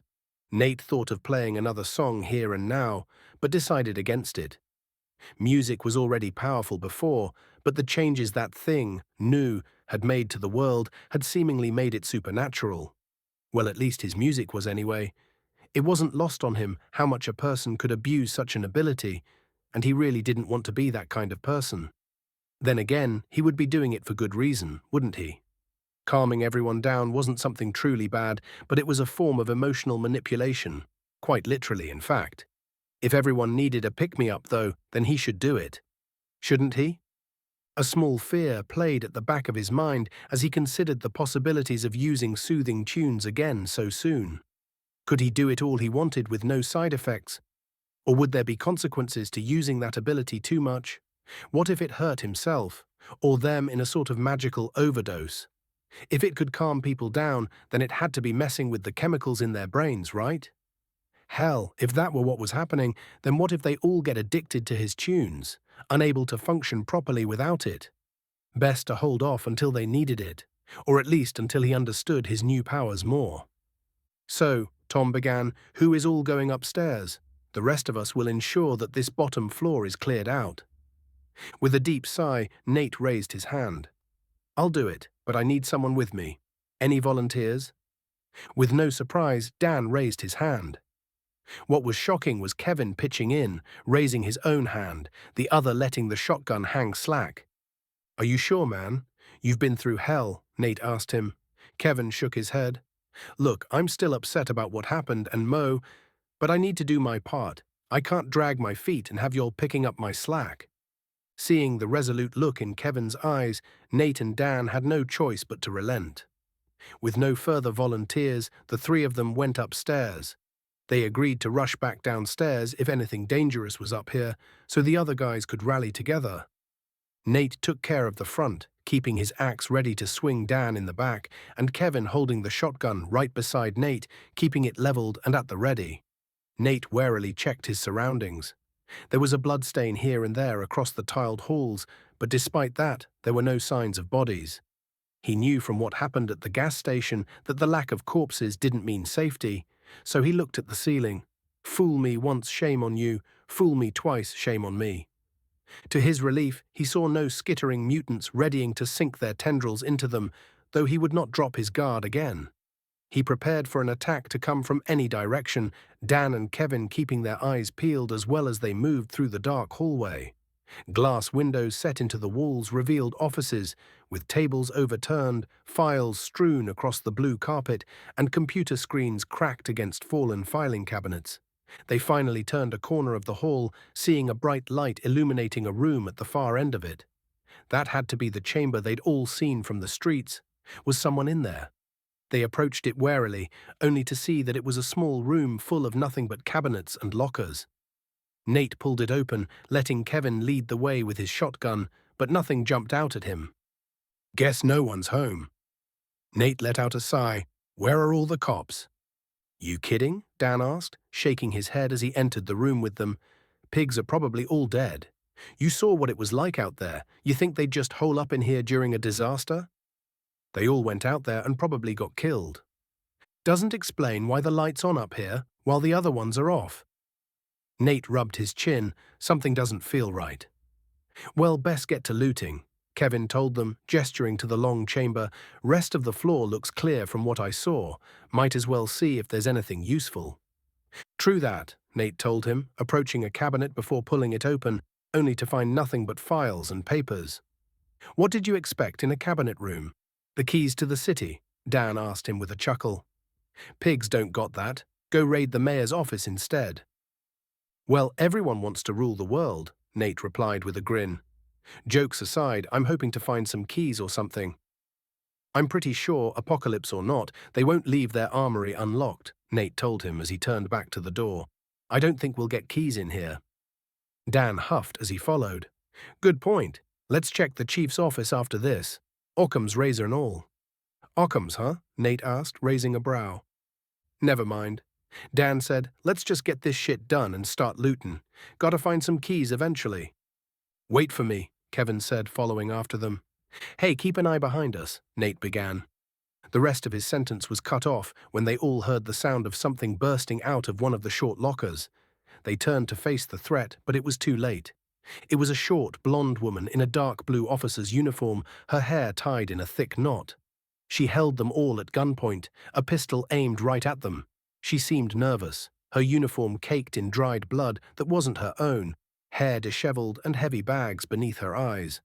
Her pale skin seemed flushed, adding to the idea that she wasn't in the best of health, and the way those blue eyes stared at them, she seemed a tad unhinged. Unlike Nate and Dan, Kevin seemed completely frozen in terror, not knowing what was right behind them. "Let's drop your weapons," she shouted. "Guy with the shotgun, don't turn around or I will open fire." "Well shit," Nate cursed inwardly. Chapter 7. Paranoid. Kevin put his shotgun on the floor without turning around, sticking his hands straight in the air. Nate unslung his guitar axe, keeping his face neutral as the young officer kept the gun trained on them. Dan, perhaps upon muscle memory, just dropped the wrench and put his hands behind his head instantly, not making eye contact with the woman. "Shotgun, slide it behind you now," the officer commanded, Kevin using his foot to do so immediately. Nate felt surprisingly calm despite the circumstances. She wasn't some horrible monster out to eat them, she was another person, just like them. Sure, she was holding them at gunpoint, but unlike the monsters, she could be reasoned with. Well, maybe they would have to see how things went from here. "What do you think you're doing?" she questioned, trying to steal from a police station. She stuttered. Poor girl, she was clearly terrified of them. Did she even know how bad things had gotten? She may not have left the station at all, or even seen news video for that matter. "Sorry, officer," Nate said in a calming tone. "Look, things are bad out there right now, and I gotta admit that, yeah, we were gonna loot the armory, but only 'cause we were looking to defend ourselves from all the crazy outside." Her features softened, but only slightly. "How bad is it out there?" she asked, genuine fear in her voice. Dan shook his head. "It's bad, officer," he replied. "Everything's a ruin and there's freaks running around out there killing everything." "That's right," Kevin said, going stiff. We just want to be safe, that's all. We were part of the construction crew working on the new building over on Westland Avenue." Nate told her. "We got attacked by little green dudes." He told her, purposefully avoiding the term goblins. Last thing they needed was her thinking they were crazy. "You mean the goblins, right?" she asked, pistol lowering slightly more, or not. Maybe she'd seen them running around from up here in this storage room. "Yeah, the goblins," Dan added. "We gave 'em hell, but we don't know what to do now. Phones are out, no signals, and lots of people dead." Again, her features softened. She gulped. "I saw horrible things out in the streets, and she shuddered. "I ran back into the station." "You were scared," Nate told her, locking eyes with the woman. "Anyone would be, but you're alive now, right?"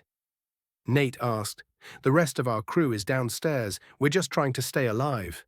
Do you want to come with us?" "I don't think the other officers—" "Well, I don't think they're coming back anytime soon." She hesitated for a long while before eventually lowering her pistol, letting out a silent sob, putting her face in a single hand. Nate's hands lowered, Dan letting out a sigh of relief while Kevin did the same. "Hey now," Nate said, unsure how to proceed, as the woman began openly weeping. "Look, what's your name?" "Sam," she said with another trembling sob. "I'm Sam." Damn, this was not how he was expecting this to go. He'd thought she'd try to lock 'em all in a cell or something, but he supposed that she had gone through hell. Maybe just seeing other people was a massive relief for her. She was a few years younger than himself, Nate realized. Maybe 24 or 25. As an officer in a relatively small town, she'd probably didn't have to deal with much before. Then the damn apocalypse hit. Had to have shaken her up pretty badly, and based on those eyes, she hadn't slept since this all began. "I'm sorry," she rasped. "I was just scared." "It's all good," Nate shrugged. "I get it. Just look at that meathead over there." He chuckled, pointing to Dan. Dan just glared back at Nate. "I know what Occam's razor is, and you don't. Don't you go calling me a meathead." "He's a big baby, too." Nate laughed again. "But we ain't freaks or nothing. We ain't gonna hurt you, all right?" "Yeah, I know that guy's ugly as hell," Dan snickered, gesturing at Nate, "but he just looks like a goblin. He ain't actually one." "All right, pal," Nate scoffed. "One look at those ugly-ass tats, it's no wonder she drew on our dumbasses." "Whatever," Dan scoffed. "So, you hungry?" he asked, turning back to Sam. Sam sniffled. "Yes." "All right, great. We scrounged up some stuff. Let's just head downstairs and we'll get you something to eat." Nate nodded, shocked with how well this was all going. He'd thought Dan would have said some dumb shit and gotten them all killed, but it seemed he wasn't as big a dumbass as Nate had previously suspected. Maybe dealing with the cops all the time had helped him learn to control himself around an officer, even if that officer was half his size. She simply nodded, looking up with bloodshot blue eyes just to see Kevin standing there, his hands still high in the air. The sight brought a small giggle from her mouth, Sam shaking her head in disbelief. "You can put your arms down." Nate smirked at him. "She ain't gonna pop a cap in your ass anymore." "She can tell me that," Kevin told him firmly. "I ain't taking any chances, dude." She sniffed again. "You can lower your hands." She let out a breath. "Do you know how to use that thing?" "Kinda," Kevin replied, lowering his arms before turning around. Can I have it back?" he asked her meekly. I suppose." She told him, "If things are that bad out there, then there's no reason for you to go unarmed." Holy shit, this was going way better than Nate thought it would. Gratefully, Kevin picked up his shotgun, making sure not to aim it at anything. "This is actually okay then?" Kevin asked.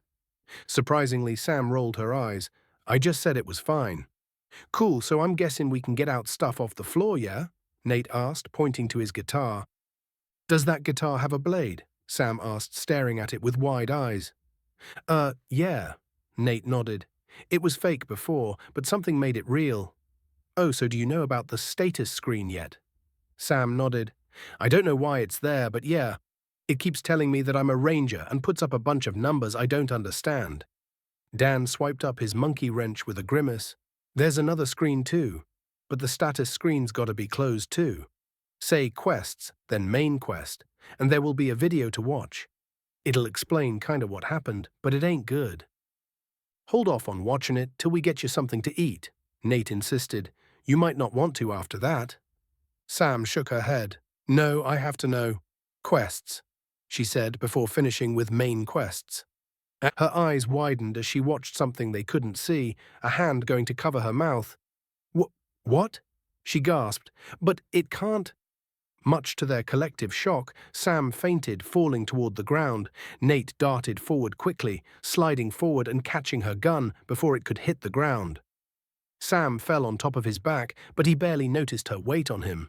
He was just relieved that he managed to catch the gun before it hit the ground. "Damn, Nate," Kevin screamed. "That was fast. Gave me a damn heart attack." Nate gently clicked on the gun's safety and unloaded its magazine before placing it on the ground.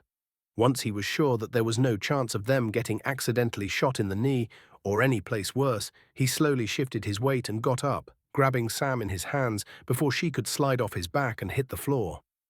He let out a sigh of relief before turning to the others. "Let's get her downstairs. We can search the rest of the rooms once she's awake."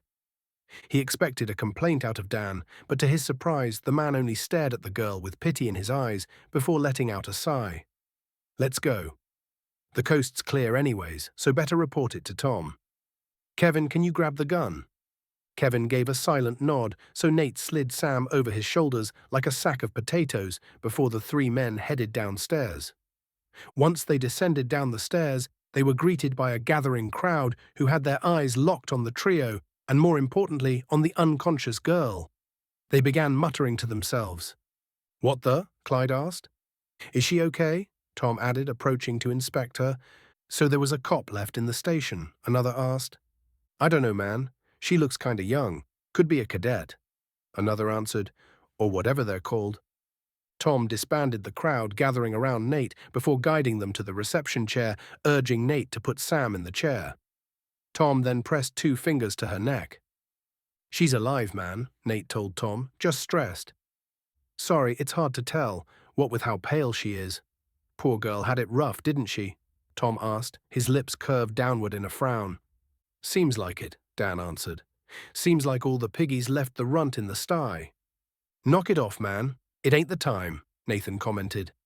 Dan paused for a hot minute before opening his mouth, but Nate couldn't have imagined the words that came out of his mouth. "Can't believe I'm saying this, but you're right. As much as I hate the fucks, she's just a kid." He and the other two turned to Dan and stared at him as if he grew another head. "What? Something on my face?" Dan asked, running a hand over his cheeks. No. Tom told him, "It's nothing. Anyways, I'll try to heal her." Dan shook his head. "I don't think that'll work, Tom. She saw a certain message." Tom's shoulders slumped at that revelation. "Oh, I see. Not a bodily injury, then." "Exactly. I say we find somewhere more comfy and give the girl her rest. Kevin and I will go look for a kitchen and cook the girl a meal." "You can cook?" Dan grinned. "Been on lunch duty plenty of times. I can bake a mean casserole." Nathan rolled his eyes after hearing Dan's idiotic proclamation. "I doubt they'd have a fully stocked kitchen, man. Maybe just a fridge, a microwave, and a water cooler. Heck, I bet they use one of those cheap off-brand coffee machines to keep everyone nice and happy. Even if they did, what the hell are you going to do about ingredients? All we have are granola bars." Dan clicked his tongue. "Since when were you such a sourpuss? That's Ben's job." "I heard that," Ben yelled from the other side of the room, but Dan didn't respond back. He merely waved as he went away with Kevin following behind him with shotgun in hand. Nate blew out his lips, eyes finding Sam again.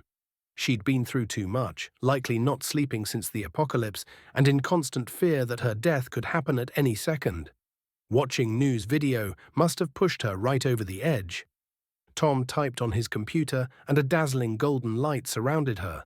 It didn't fix her complexion much or wake her at all, but Nate could see a few scrapes and bruises around her wrists and neck slowly fade away. Nate wondered if she got those marks from hiding in the locker. Hell, maybe she'd spent most of her time hiding out in there, waiting for all of this to end. "Got any other spells?" Nate asked the older man as he kept typing on his Amiga. "Unless she's poisoned, not much I can do." "Gotcha. Well, let's just keep an eye on her then. The rest of this floor clear or what?" Nate asked. "Looks like it," Ben answered. "We checked behind everything too. The only place we haven't been able to get into is the armory." "Will Chef Danny find his kitchen?" Nate joked. "Probably not." Ben shook his head. "The break room does got an oven in it though, microwave too, so maybe he can make some boiled granola bars." He smirked. "Sous vide granola bars?" Tom asked with a scoff. Nate scrunched his nose in disgust. "Let that rot with social media. We're already in the end times, and we don't need to turn 'em to hell." "There's gotta be something to cook though," Clyde sighed. "I could use a burger." "Well, I'm not sure McDonald's is still open, man," Nate shrugged. "But maybe there's a freezer intact in those restaurants. I could use some protein myself," Nate answered honestly. Men their size didn't get by on granola and plants. If Nate wanted to keep these muscles, he had to feed 'em with beef. "Have you tried checking the chief's office?" "I've seen him on the news once or twice, and he seemed like the type of guy to have a food bank under their desk," Ben told the others. "There ain't going to be a burger in the drawers." Clyde shook his head. "Maybe a chocolate bar or 7. Maybe some crusty donuts, but I need some beef." "Hey, a packet of noodles and I'm a happy man. Maybe that'll help." "They have chicken-flavored ones," Tom told them with a smile. Clyde and Nate looked to one another, their eyes meeting before understanding passed between them.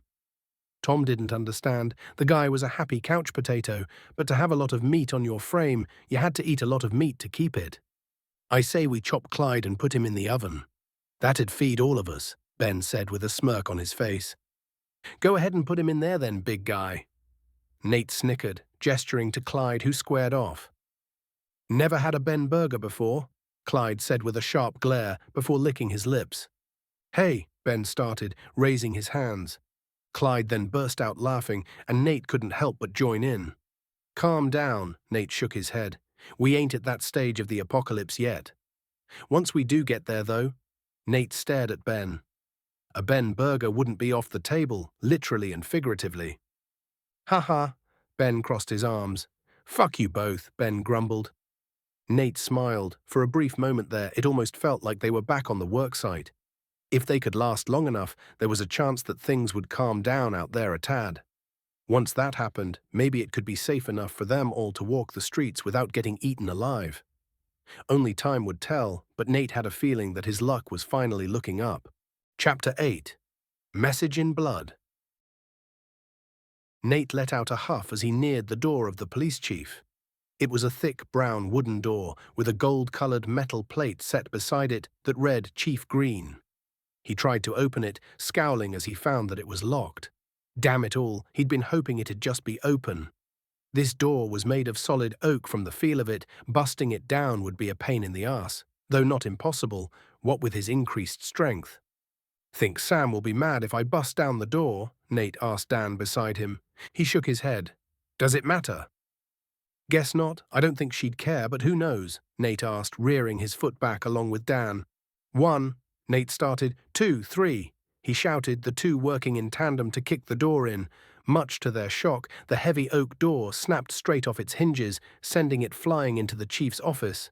It fell down hard on the ground, leaving the doorway empty and revealing the room inside. It was ornate, with a nice blue carpet, painting of a landscape on the far wall, and a couple chairs sat in front of the wide brown desk. Everything atop the desk was in total disarray, though, and the reason for it was right there, half laying atop it in a puddle of blood. Dan whistled. I guess we know what happened to the chief. The chief, a heavy-set bald man, was plopped down face first on the desk, with a hole exiting the top of his head.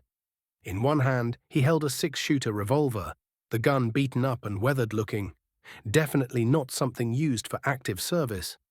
On his other arm, Nate could see a tear in Chief Green's shirt, revealing a deep bite mark near his wrist. It seemed that he'd chosen to take himself out rather than turning into a slobbering undead. Chief Green might have thought they were living by zombie movie rules, but Nate didn't know for sure. I'm glad Sam didn't have to see this, Nate commented as he made his way into the room. I don't know if she likes him or not, but I doubt she'd be happy to see this either way. Why did he lock himself in, though? Dan asked. Nathan found a bloodied note on the desk. He would have excused it as some note that the chief left behind if the man didn't pin it down with his own badge. Dear Sam, I hope to God that you're reading this and not some hoodlums that broke into the station. As you can see, or no doubt heard from the gunshot, I chose to die on my 2 feet, but that doesn't make me less of a coward for leaving you behind. Hopefully some of our other officers will return soon, but I don't know for certain what will happen. Either way, I know you have what it takes. You can survive this. I hid the key to the armory right beneath the leg of this desk, upper right-hand corner. The passcode is the date of my 10th anniversary party. Good luck, Chief Matthew Green. Damn, Nate winced. That's not good. She sees this guy like this. It'll just make things worse. Let me see, Dan said, swiping the letter from his hand before giving a grimace. Yeah. Should we show this to her or… I mean, Nate began, she might already know. Ain't no way she didn't hear the gunshot. We should give her the letter for some closure at least. And the office was locked. She would have seen his fat ass get out, Dan noted. Dan, please, the man is dead, Nate scolded. Dan shrugged. Let's just get that key and get the fuck out of here. You grabbing his gun or should I? Nate looked at the blood-stained gun. He could see some dried-up blood mixed with grey matter caked up on the barrel. I ain't touching that. All right, pussy, check this out, Dan said, reaching towards the revolver. Nate grimaced as he saw Dan force open Chief Green's stiff fingers, giving a grunt of effort as he peeled back the digits. See, easy peasy, he told him with a smile.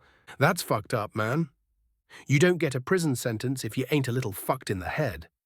Dan shrugged, checking to see if the revolver was loaded. Nate paused, curiosity welling within him. Dan, what did you do to go to prison? None of your business, actually. Dan glared, but trust me when I say that I was in the right. Nate just stared. Fine man. He wasn't about to go prying. If Dan didn't want to talk about it, then he wouldn't.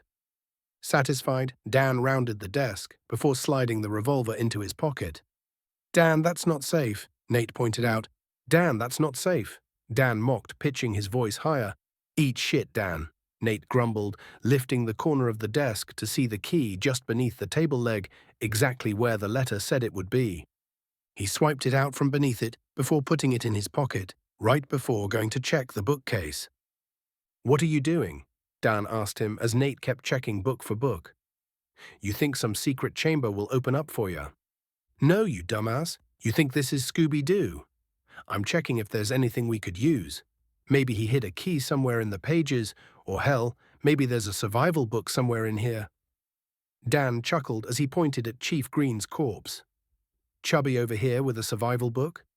Fat chance, man. And you read the letter. Why the hell would he hide the keys in a book when he already hid the important one under the desk leg?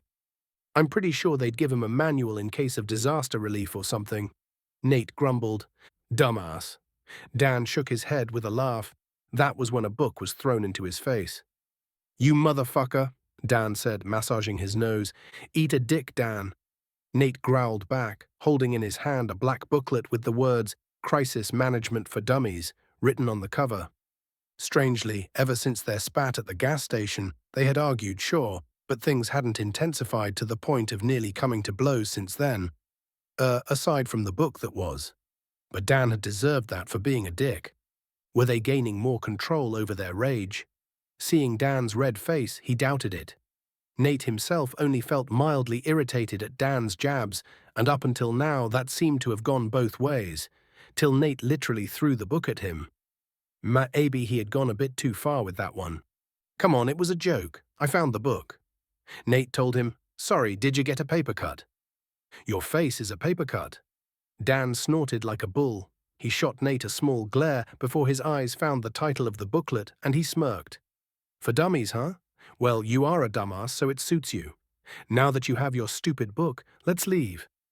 Nate shook his head after hearing Dan's childish comeback.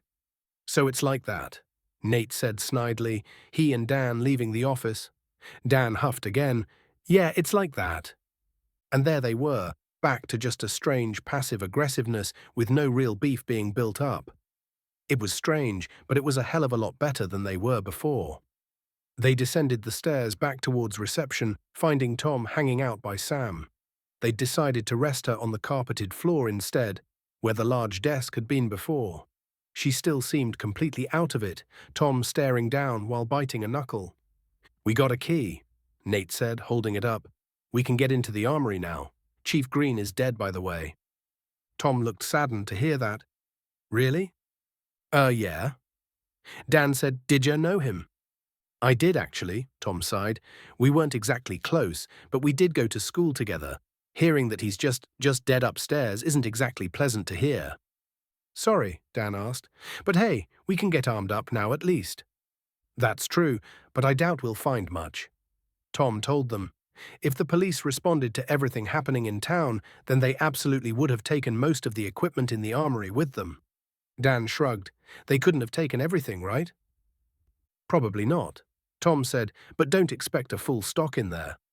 Dan grinned. "A vest and a handgun is all I need. Heck, maybe a shotty. I'm the sheriff now." He laughed. "Not with your record," Ben yawned, approaching from one of the two hallways.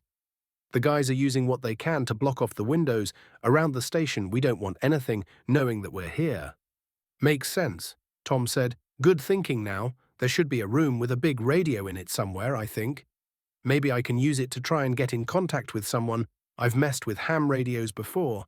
Maybe I can find out if anyone else is alive." Nate shook his head. "Tom, we ain't getting any signals from satellites right now. How's the radio supposed to work?" Tom just stared at Nate for a long while, Ben just shaking his head. "What?" Nate asked, growing somewhat indignant. "The radio signals are broadcast from here on the ground, Nathan," Tom told him. Nate rolled his eyes. "Well, I'm sorry I don't know everything about radios." He said with no real heat in his tone, "You think anyone else out there's got radios, though? Besides the cops, though, I think they might all be toast by now." Tom shrugged. "There's only one way to find out. Power works in this building, thankfully, so it shouldn't be a problem to turn on the radio and find out. I'll just broadcast that there are survivors at the police station, and hopefully other people can either make their way here or inform us about another, safer position to go to," Tom told them. "That means we're staying here for a bit?" Dan asked.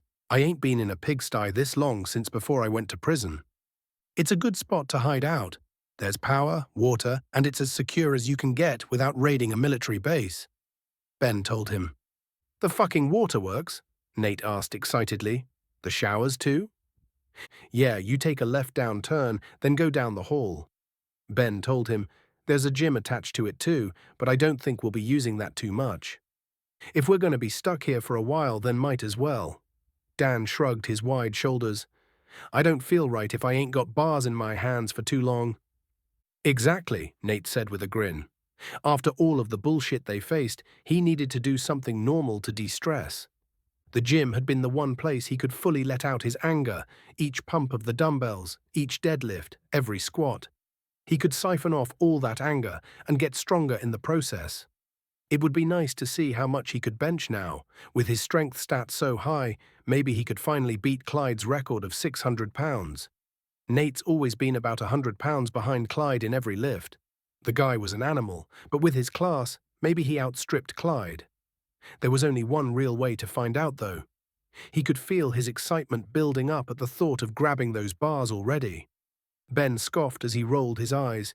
Of course, out of all things, the gym rats would be excited about pumping some iron. Ben crossed his arms. "More importantly, we still need to find some food if we're staying here. Maybe we can rob one of the houses nearby and hitch a mattress or two to boot. Only beds I could find were the ones in the jail cells." Dan sneered at the mention of the cells. "No fucking way am I sleeping in a cell." he said, face grim. Were there people inside? And if there were, don't you think I'd have mentioned it? All cells were empty except one, and the guy inside had his head bashed in. Black blood. Ben told him. Now we know who bit the chief, Nate thought to himself before turning his eyes to Sam. With the chief dead, she's all alone now with a bunch of strangers. He noticed that she was shivering, face a grimace. With how warm it was in here, Nate doubted it was from the cold. Hey, Kev, can you get her a blanket? If I were the cops, I'd have put some in the locker room, Nate asked. He's not your errand boy, Nate, Dan argued, shooting him a glare. Yeah, besides, I already did my job by going up with you two. Go ask Ben, Kevin complained with his arms crossed. Well, Ben's an asshole who'd rather jump in a fire than do someone a solid. Nate grumbled. Nathan, Tom scolded.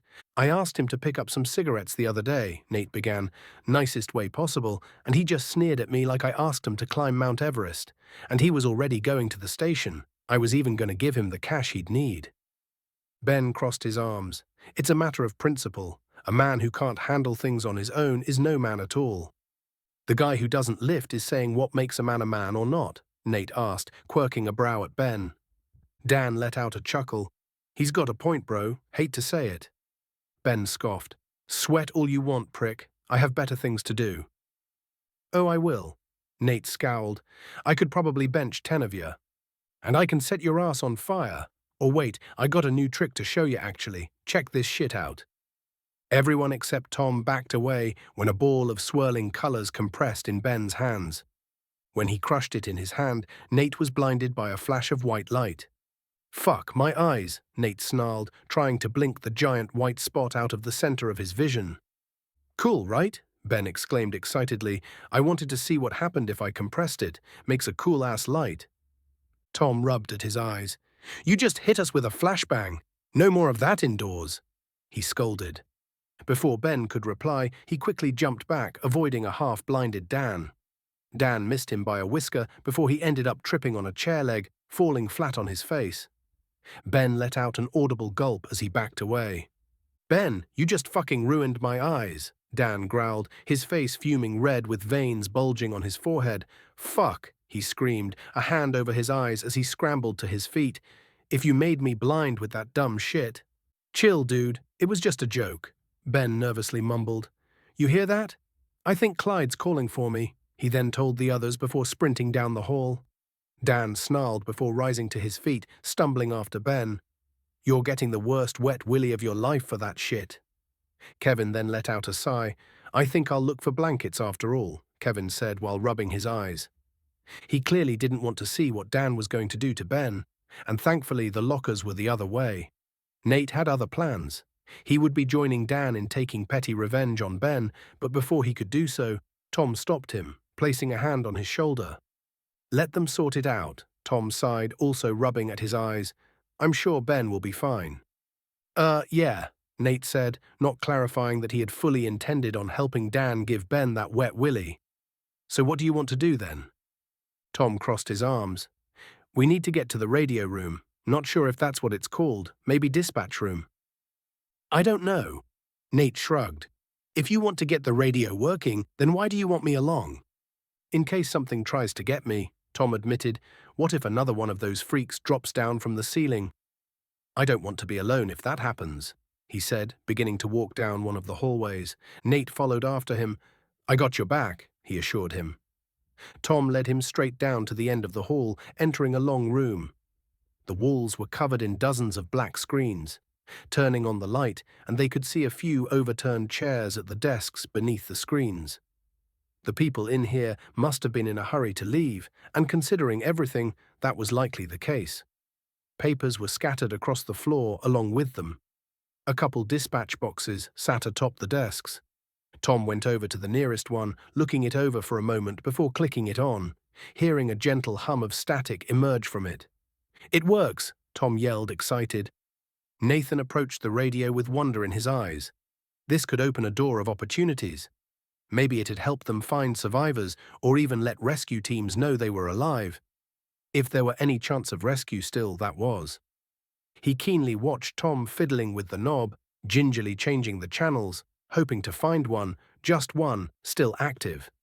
The two could feel their hearts burst in excitement as the white noise started to screech before fading away. For the first time since the start of the apocalypse, Nate heard a radio come to life. Baby cakes, baby cakes! Ooh, ooh, ooh! A feminine man's voice crackled over the radio. Nathan could feel his skin crawl on, hearing that infernal garbage again. He snarled as he shut the radio off, jaw clenching. It was as if he was cursed to listen to that song forever, even through the damn apocalypse. Tom grimaced.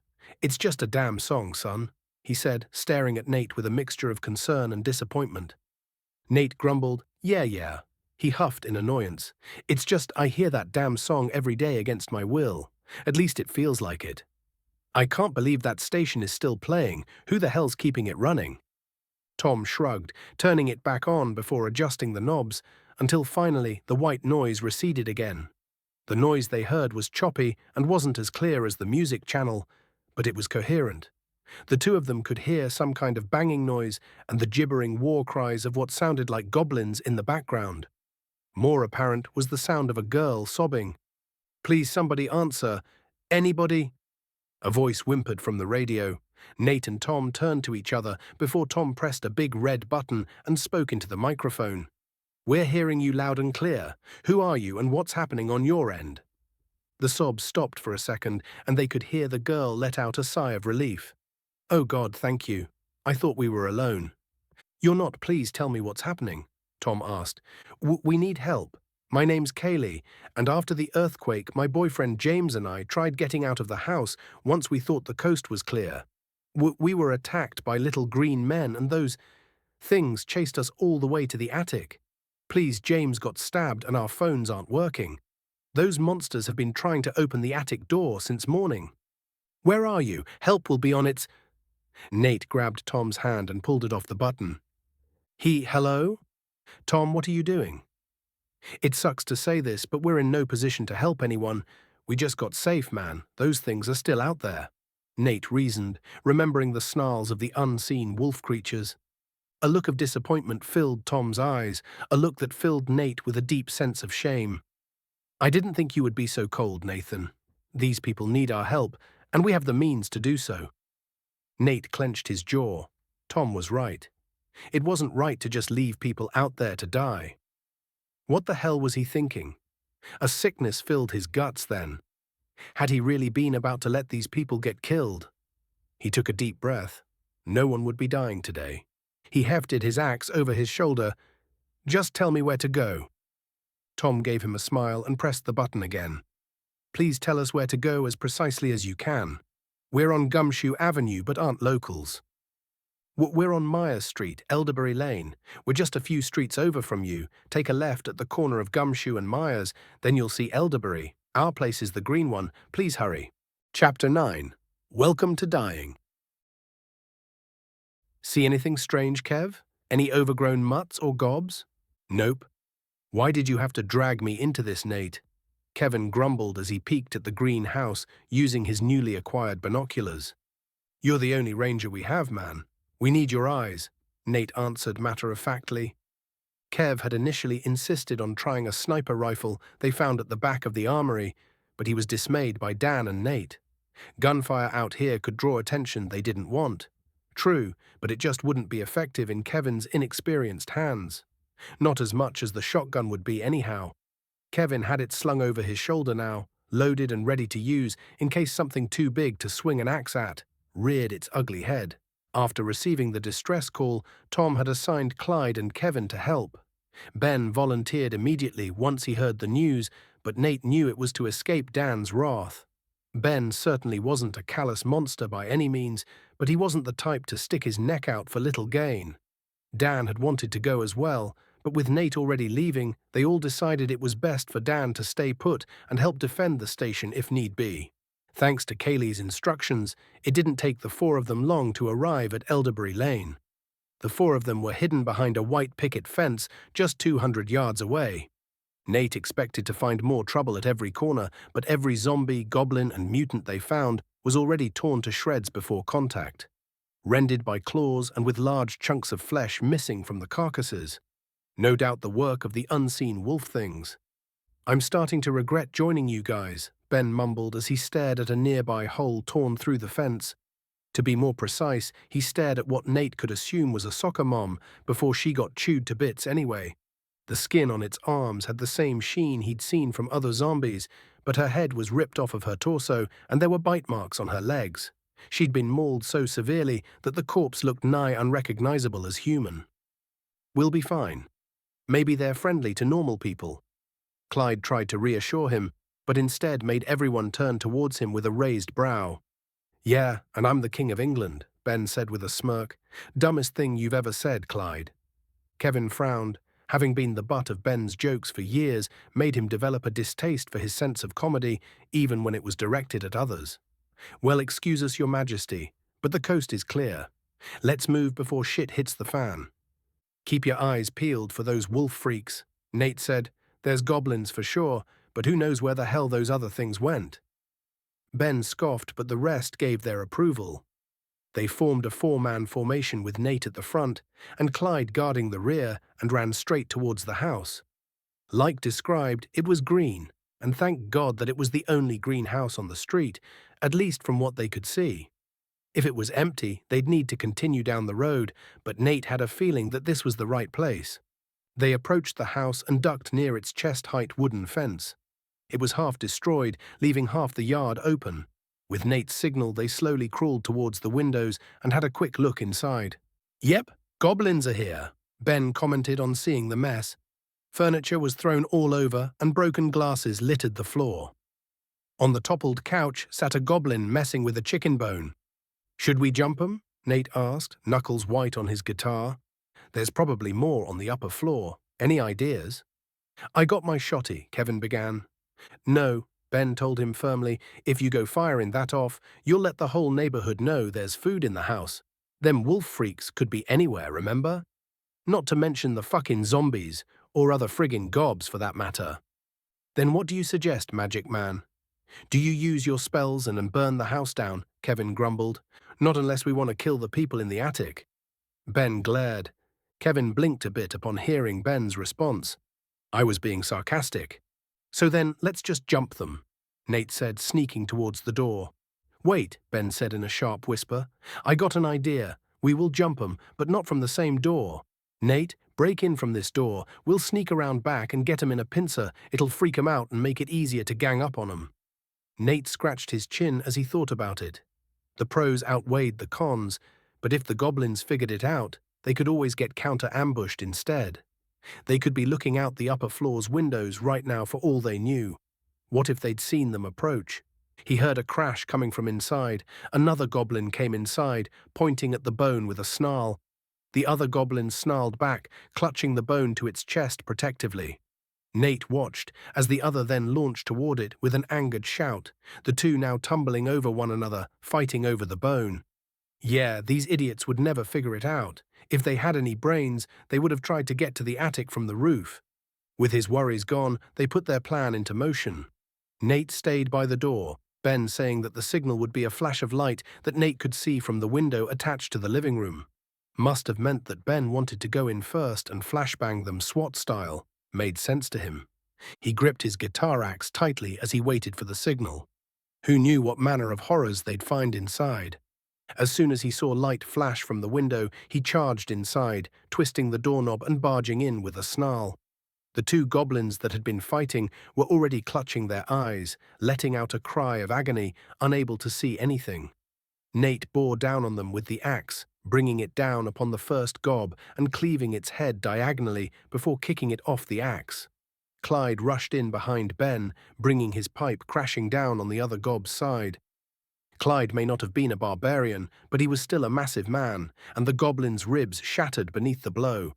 It let out a strangled, blood-filled cry before Clyde reared back his foot and kicked it across the hardwood floor, a small trail of blood following after it. It didn't make a sound after that. Nate didn't need to have even heard the crunch beneath Clyde's shoe to know that the blow had been fatal. Nate spotted two more terrified goblins in the corner of his eye. When he turned to face them, they had already tried to escape through the back door. Kevin came bursting through with his shotgun. "Surprise, motherfuckers!" he screamed as he fired off a slug straight at them. The two goblins practically disappeared, or at least their skulls did. blowing up like melons and punching through the wall. Nate's ears rang, and he couldn't keep himself from snarling. It wasn't as bad as the screeching mutant at the station, of course, but still. "We said not to fire that fucking thing, you dumbass," Nate shouted. "What?" Kevin asked as he rubbed his ears. "For fuck's sake, what were we thinking giving him a shotgun?" "Damn fucking moron idiot retard," Ben snapped. "Just go crazy, I guess. Now everyone in the fucking world knows we're here." "What?" Kevin asked him while still rubbing his ears. "I can't hear shit, man." Nate ignored him, instead turning to the set of carpeted stairs that would lead to the second floor. Time was of the essence. If these freaks found a way up into the attic, then the people up there were screwed. Nate dashed up the steps, his eyes widening once he reached the halfway point. A long, narrow desk came crashing down the steps toward him, a hulking goblin wearing what appeared to be scavenged football gear, having shoved it down the stairs. It crashed into his chest, knocking him back down the stairs. Stars danced in Nate's vision when the back of his head hit the wall. He heard the thing giving a snot-filled cackle as it stared down at him, yellow goat-like eyes staring down at him through the football helmet it wore. "You motherfucker, laugh at me, huh?" Nate shouted. Rage. Nate threw the desk off him as if it were nothing more than a stuffed toy, the wood shattering as it hit the ceiling. Nate darted out from under it before it could fall back on top of him, rushing up towards the big goblin with an enraged howl, edges of his vision going red as he readied to lash out at the gob with his axe. Instead of trying to fight him head-on, though, it ran off, still cackling. "Nate, wait," yelled Clyde, but Nate didn't stop. He chased the goblin up the stairs and through the hall as it ran through an open door at the end of the hall, oddly jumping over the threshold. "Fight me like a man, you fucker." "Ah!" Nate screamed as he felt something tear through his boots and pierce through the flesh of his left foot. Glancing down, he could see a collection of small nails, jutting up from beneath the carpet in a line. That's why the damn thing jumped. Nate growled, clenching his teeth as he struggled to ignore the agony, stumbling into the room and leaving spots of blood following after him. Something long, thin, and silvery then collided with his face, knocking the rage out of him and replacing it with stars. Blood filled his mouth as a tooth was sent flying across the room. Nate couldn't maintain his balance as he was knocked backward, falling back first right onto the nails and dropping his axe. Pain shot through his back, and he let out another howl of pain, his clothes becoming warm and wet with his blood. The cackling goblin raised its golf club high, grinning triumphantly with long, distinctive tusks that he had never seen on other goblins jutting up from its lower jaw. Akari mala zili human. Did this goblin just talk? He had underestimated how smart this thing was, and now he might lose his life for it. As it was about to smash his skull in, Nathan saw a familiar, colorful ball of energy come flying to its chest. Nathan immediately closed his eyes, and even with them firmly shut, the white flash that came afterward burned spots into his vision. The goblin, however, was not wise to what Ben's energy ball was. It had a nice view of the light show, letting go of its club as it went feral, screaming as it reared back, hands covering its eyes.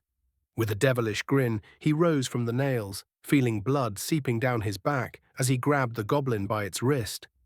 With a grunt of effort, Nate then yanked it down forcefully, forcing it to land straight onto the bed of nails, gut first. Its screams intensified as it thrashed around from the pain, the metal stabbing straight through the thin cloth covering its stomach. He wasn't giving it any chances to rise. It was time for revenge. He climbed on top of the goblin, punching it in the back of the helmet and knocking its head into the ground with a snarl. Nate swung again, the helmet denting on the second strike and dazing the creature. Nate then ripped the helmet off with his free hand, the strap securing it snapping right off. Strangely, instead of being bald, this goblin's skull was covered in a thick mane of brown hair. It stared back at him with panic in its yellow eyes. "Trada, human trada, zuorindar!" He silenced it with a punch, cracking its teeth inward. "Surrender my ass!" He screamed as he gave it another punch, followed by another. It tried fending for itself, pushing, biting, even scratching one of his eyes, but he didn't relent. Rage. His vision turned crimson. He didn't know if it was from his boiling anger. from the blood leaking into his damaged eye, or just the goblin's blood that was sent flying as he kept pummeling its skull. With every punch, its resistance floundered, unable to defend itself as he caved its skull straight into the carpet beneath it. Its arms fell uselessly by its sides, no longer able to fight back as its head had been reduced to little more than a hairy pancake. Nathan took a deep breath as the red started to fade away. Every inch of his body, from his punctured back to his damaged jaw, began to hurt. His vision became blurry as Ben and Clyde grabbed him. Thank God for that, because he'd been about to slump right back onto the nail-ridden floor. Kevin came in last, eyes wide and aiming his shotgun right at the dead goblin. From the moment they left the motel, they knew the damn things didn't come back as zombies. The corpses they threw in the motel's basement stayed where they left them. But who knew if that was the case for this special goblin? Maybe they needed to pulp the damn thing. Nathan snorted after taking another look at its head, his cracked ribs wincing from the pain. Even if special goblins like this could come back, this one won't. Easy, man. You took quite the beating, Clyde told him as he brought his glowing hand near Nathan's face, causing Nate to let out a sigh of relief. Clyde's healing wasn't as effective as Tom with his Amiga, but he could still feel his wounds knitting shut, the fractured ribs sealing together. Except for the tooth, he thought, grimacing. With a hair-brained idea, he quickly grabbed his tooth off the floor and placed it where it should have been. He wasn't sure if this would work, but he needed to try before the gums healed over from Clyde's spell. His open mouth turned to a smile when it reattached to his gums. He already didn't have much chance with the ladies with a full set of teeth. Missing one was something he couldn't afford. Gotta stay looking good. Nate grinned as he massaged his jaw. The ladies already hate me. No need to make my love life any harder. That's what you care about, you moron? God, Nate, what were you thinking? What if you had gotten killed? Ben yelled, his face stern and his glare sharp. Nate was surprised to see Ben this worked up over him. Sorry, man. It's probably cause of the barbarian stuff. Things sometimes get a bit too red. Ben glared at him a second more before he let out a tired sigh. That's an understatement if I've ever heard one. Dan's a barbarian too, but he never gets that worked up. Nate shrugged, grateful that his shoulder was no longer hurting, before he said, "It's just the way it is. You know I was a hothead even before this. Hell, maybe this system stuff messes with my head more than you guys." He began before shooting Kevin a glare. "Except this idiot. We said no guns, jackass." Kevin drew his lips to a line. I got excited." Ben rubbed his temples from frustration. "Fine. It's fine. I'm just glad that someone I actually like didn't kick the bucket. If it was Kevin or Clyde, on the other hand, well, that'd be a sacrifice I'm willing to accept," he said with a smug grin. "Love you too, pal," Clyde grumbled as he continued healing Nate. Kevin, on the other hand, was fixated on looting the goblin, pulling off the football gear. Better have one of them wear it instead. Ben patted him on the shoulder and turned to the door. "Let's be glad that this is over with, and hope there aren't more of this guy. Once you get patched up, we'll go check on the girl and that boyfriend of hers." "This one's a girl." Kevin cut in right as Nate was about to give his approval. Ben raised an eyebrow. "What?" "The goblin's a girl," Kevin told him as he covered the goblin with bed sheets, having pulled them off the nearby mattress after pilfering its loot. Ben chuckled as he approached the corpse. "Good one. That thing ain't a chick. Just look at it." He paused when Kevin ripped off the sheets and he saw the evidence with his own eyes, and so did the others. He uncomfortably covered the goblin back up and muttered, "Shit." Nathan and the others thought the same. NU and his system popping them out was one thing, but if these things can reproduce, he let out a shudder. What if they popped them out like bunnies? Or even rats? There could be thousands of these little bastards running around town by the end of the month, if that were the case.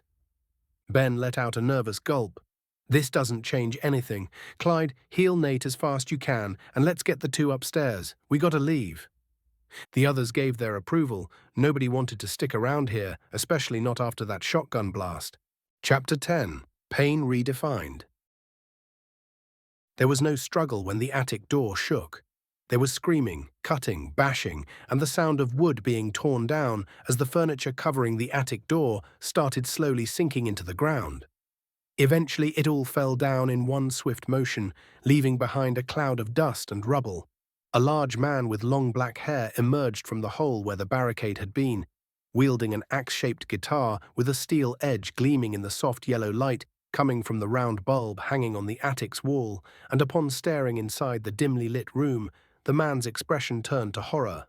In front of Nate was a scene straight out of a horror movie. Bloodied bandages littered the floor, and the smell of stale piss and blackened blood invaded his nose. His ears weren't spared as the soft hum of a dying radio were now audible, adding to the horror he was witnessing. Two bodies at the back corner of the room, one of them, a male, lay motionless on the ground. The corpse's skin was alabaster pale, with blue spots and black veins running up and down its arms. Its head was smashed to a pulp, the face unrecognizable. Near him was a girl missing a chunk of her left shoulder, her back flat against the wall. Her moving chest indicated she was still breathing, thank God, but she was in a bad way. Dried blood caked her body, and other more shallow bite marks were marring her pale skin. In her left hand was a deeply dented aluminum baseball bat, caked with blood. "Clyde, come up now," Nathan screamed at the top of his lungs as he bolted towards the girl and gently lifted her head to check on her pulse. "Please be alive. Please be alive. For the love of God, don't die," he thought to himself as he placed his fingers on her neck. His eyes widened when he realized that there was no pulse to be found, despite her heaving chest. Wait, her chest is moving, but where's the air? Her heart should be beating. Am I not checking right? No, this was definitely the spot, so... His eyes widened as he realized that the girl, Kaylee, was in fact dead. Right as he had the thought, Kaylee's eyes shot open, revealing them to have turned black and red. She grabbed onto him with inhuman strength, her nails snapping out and elongating into long black insidious claws. Nate tried to pull away, but he may as well have been trying to uproot a tree with his bare hands. The zombie that had once been Kaylee was far stronger than what should have been possible. Before he could bring his axe down onto her skull, she reared back her claws, thrusting them straight through the right side of his chest. Nathan let out an anguished cry, the intense pain nearly causing him to black out. He was no stranger to stabs at this point, but whatever she did was different. It felt as if hot lava had been injected straight into his veins.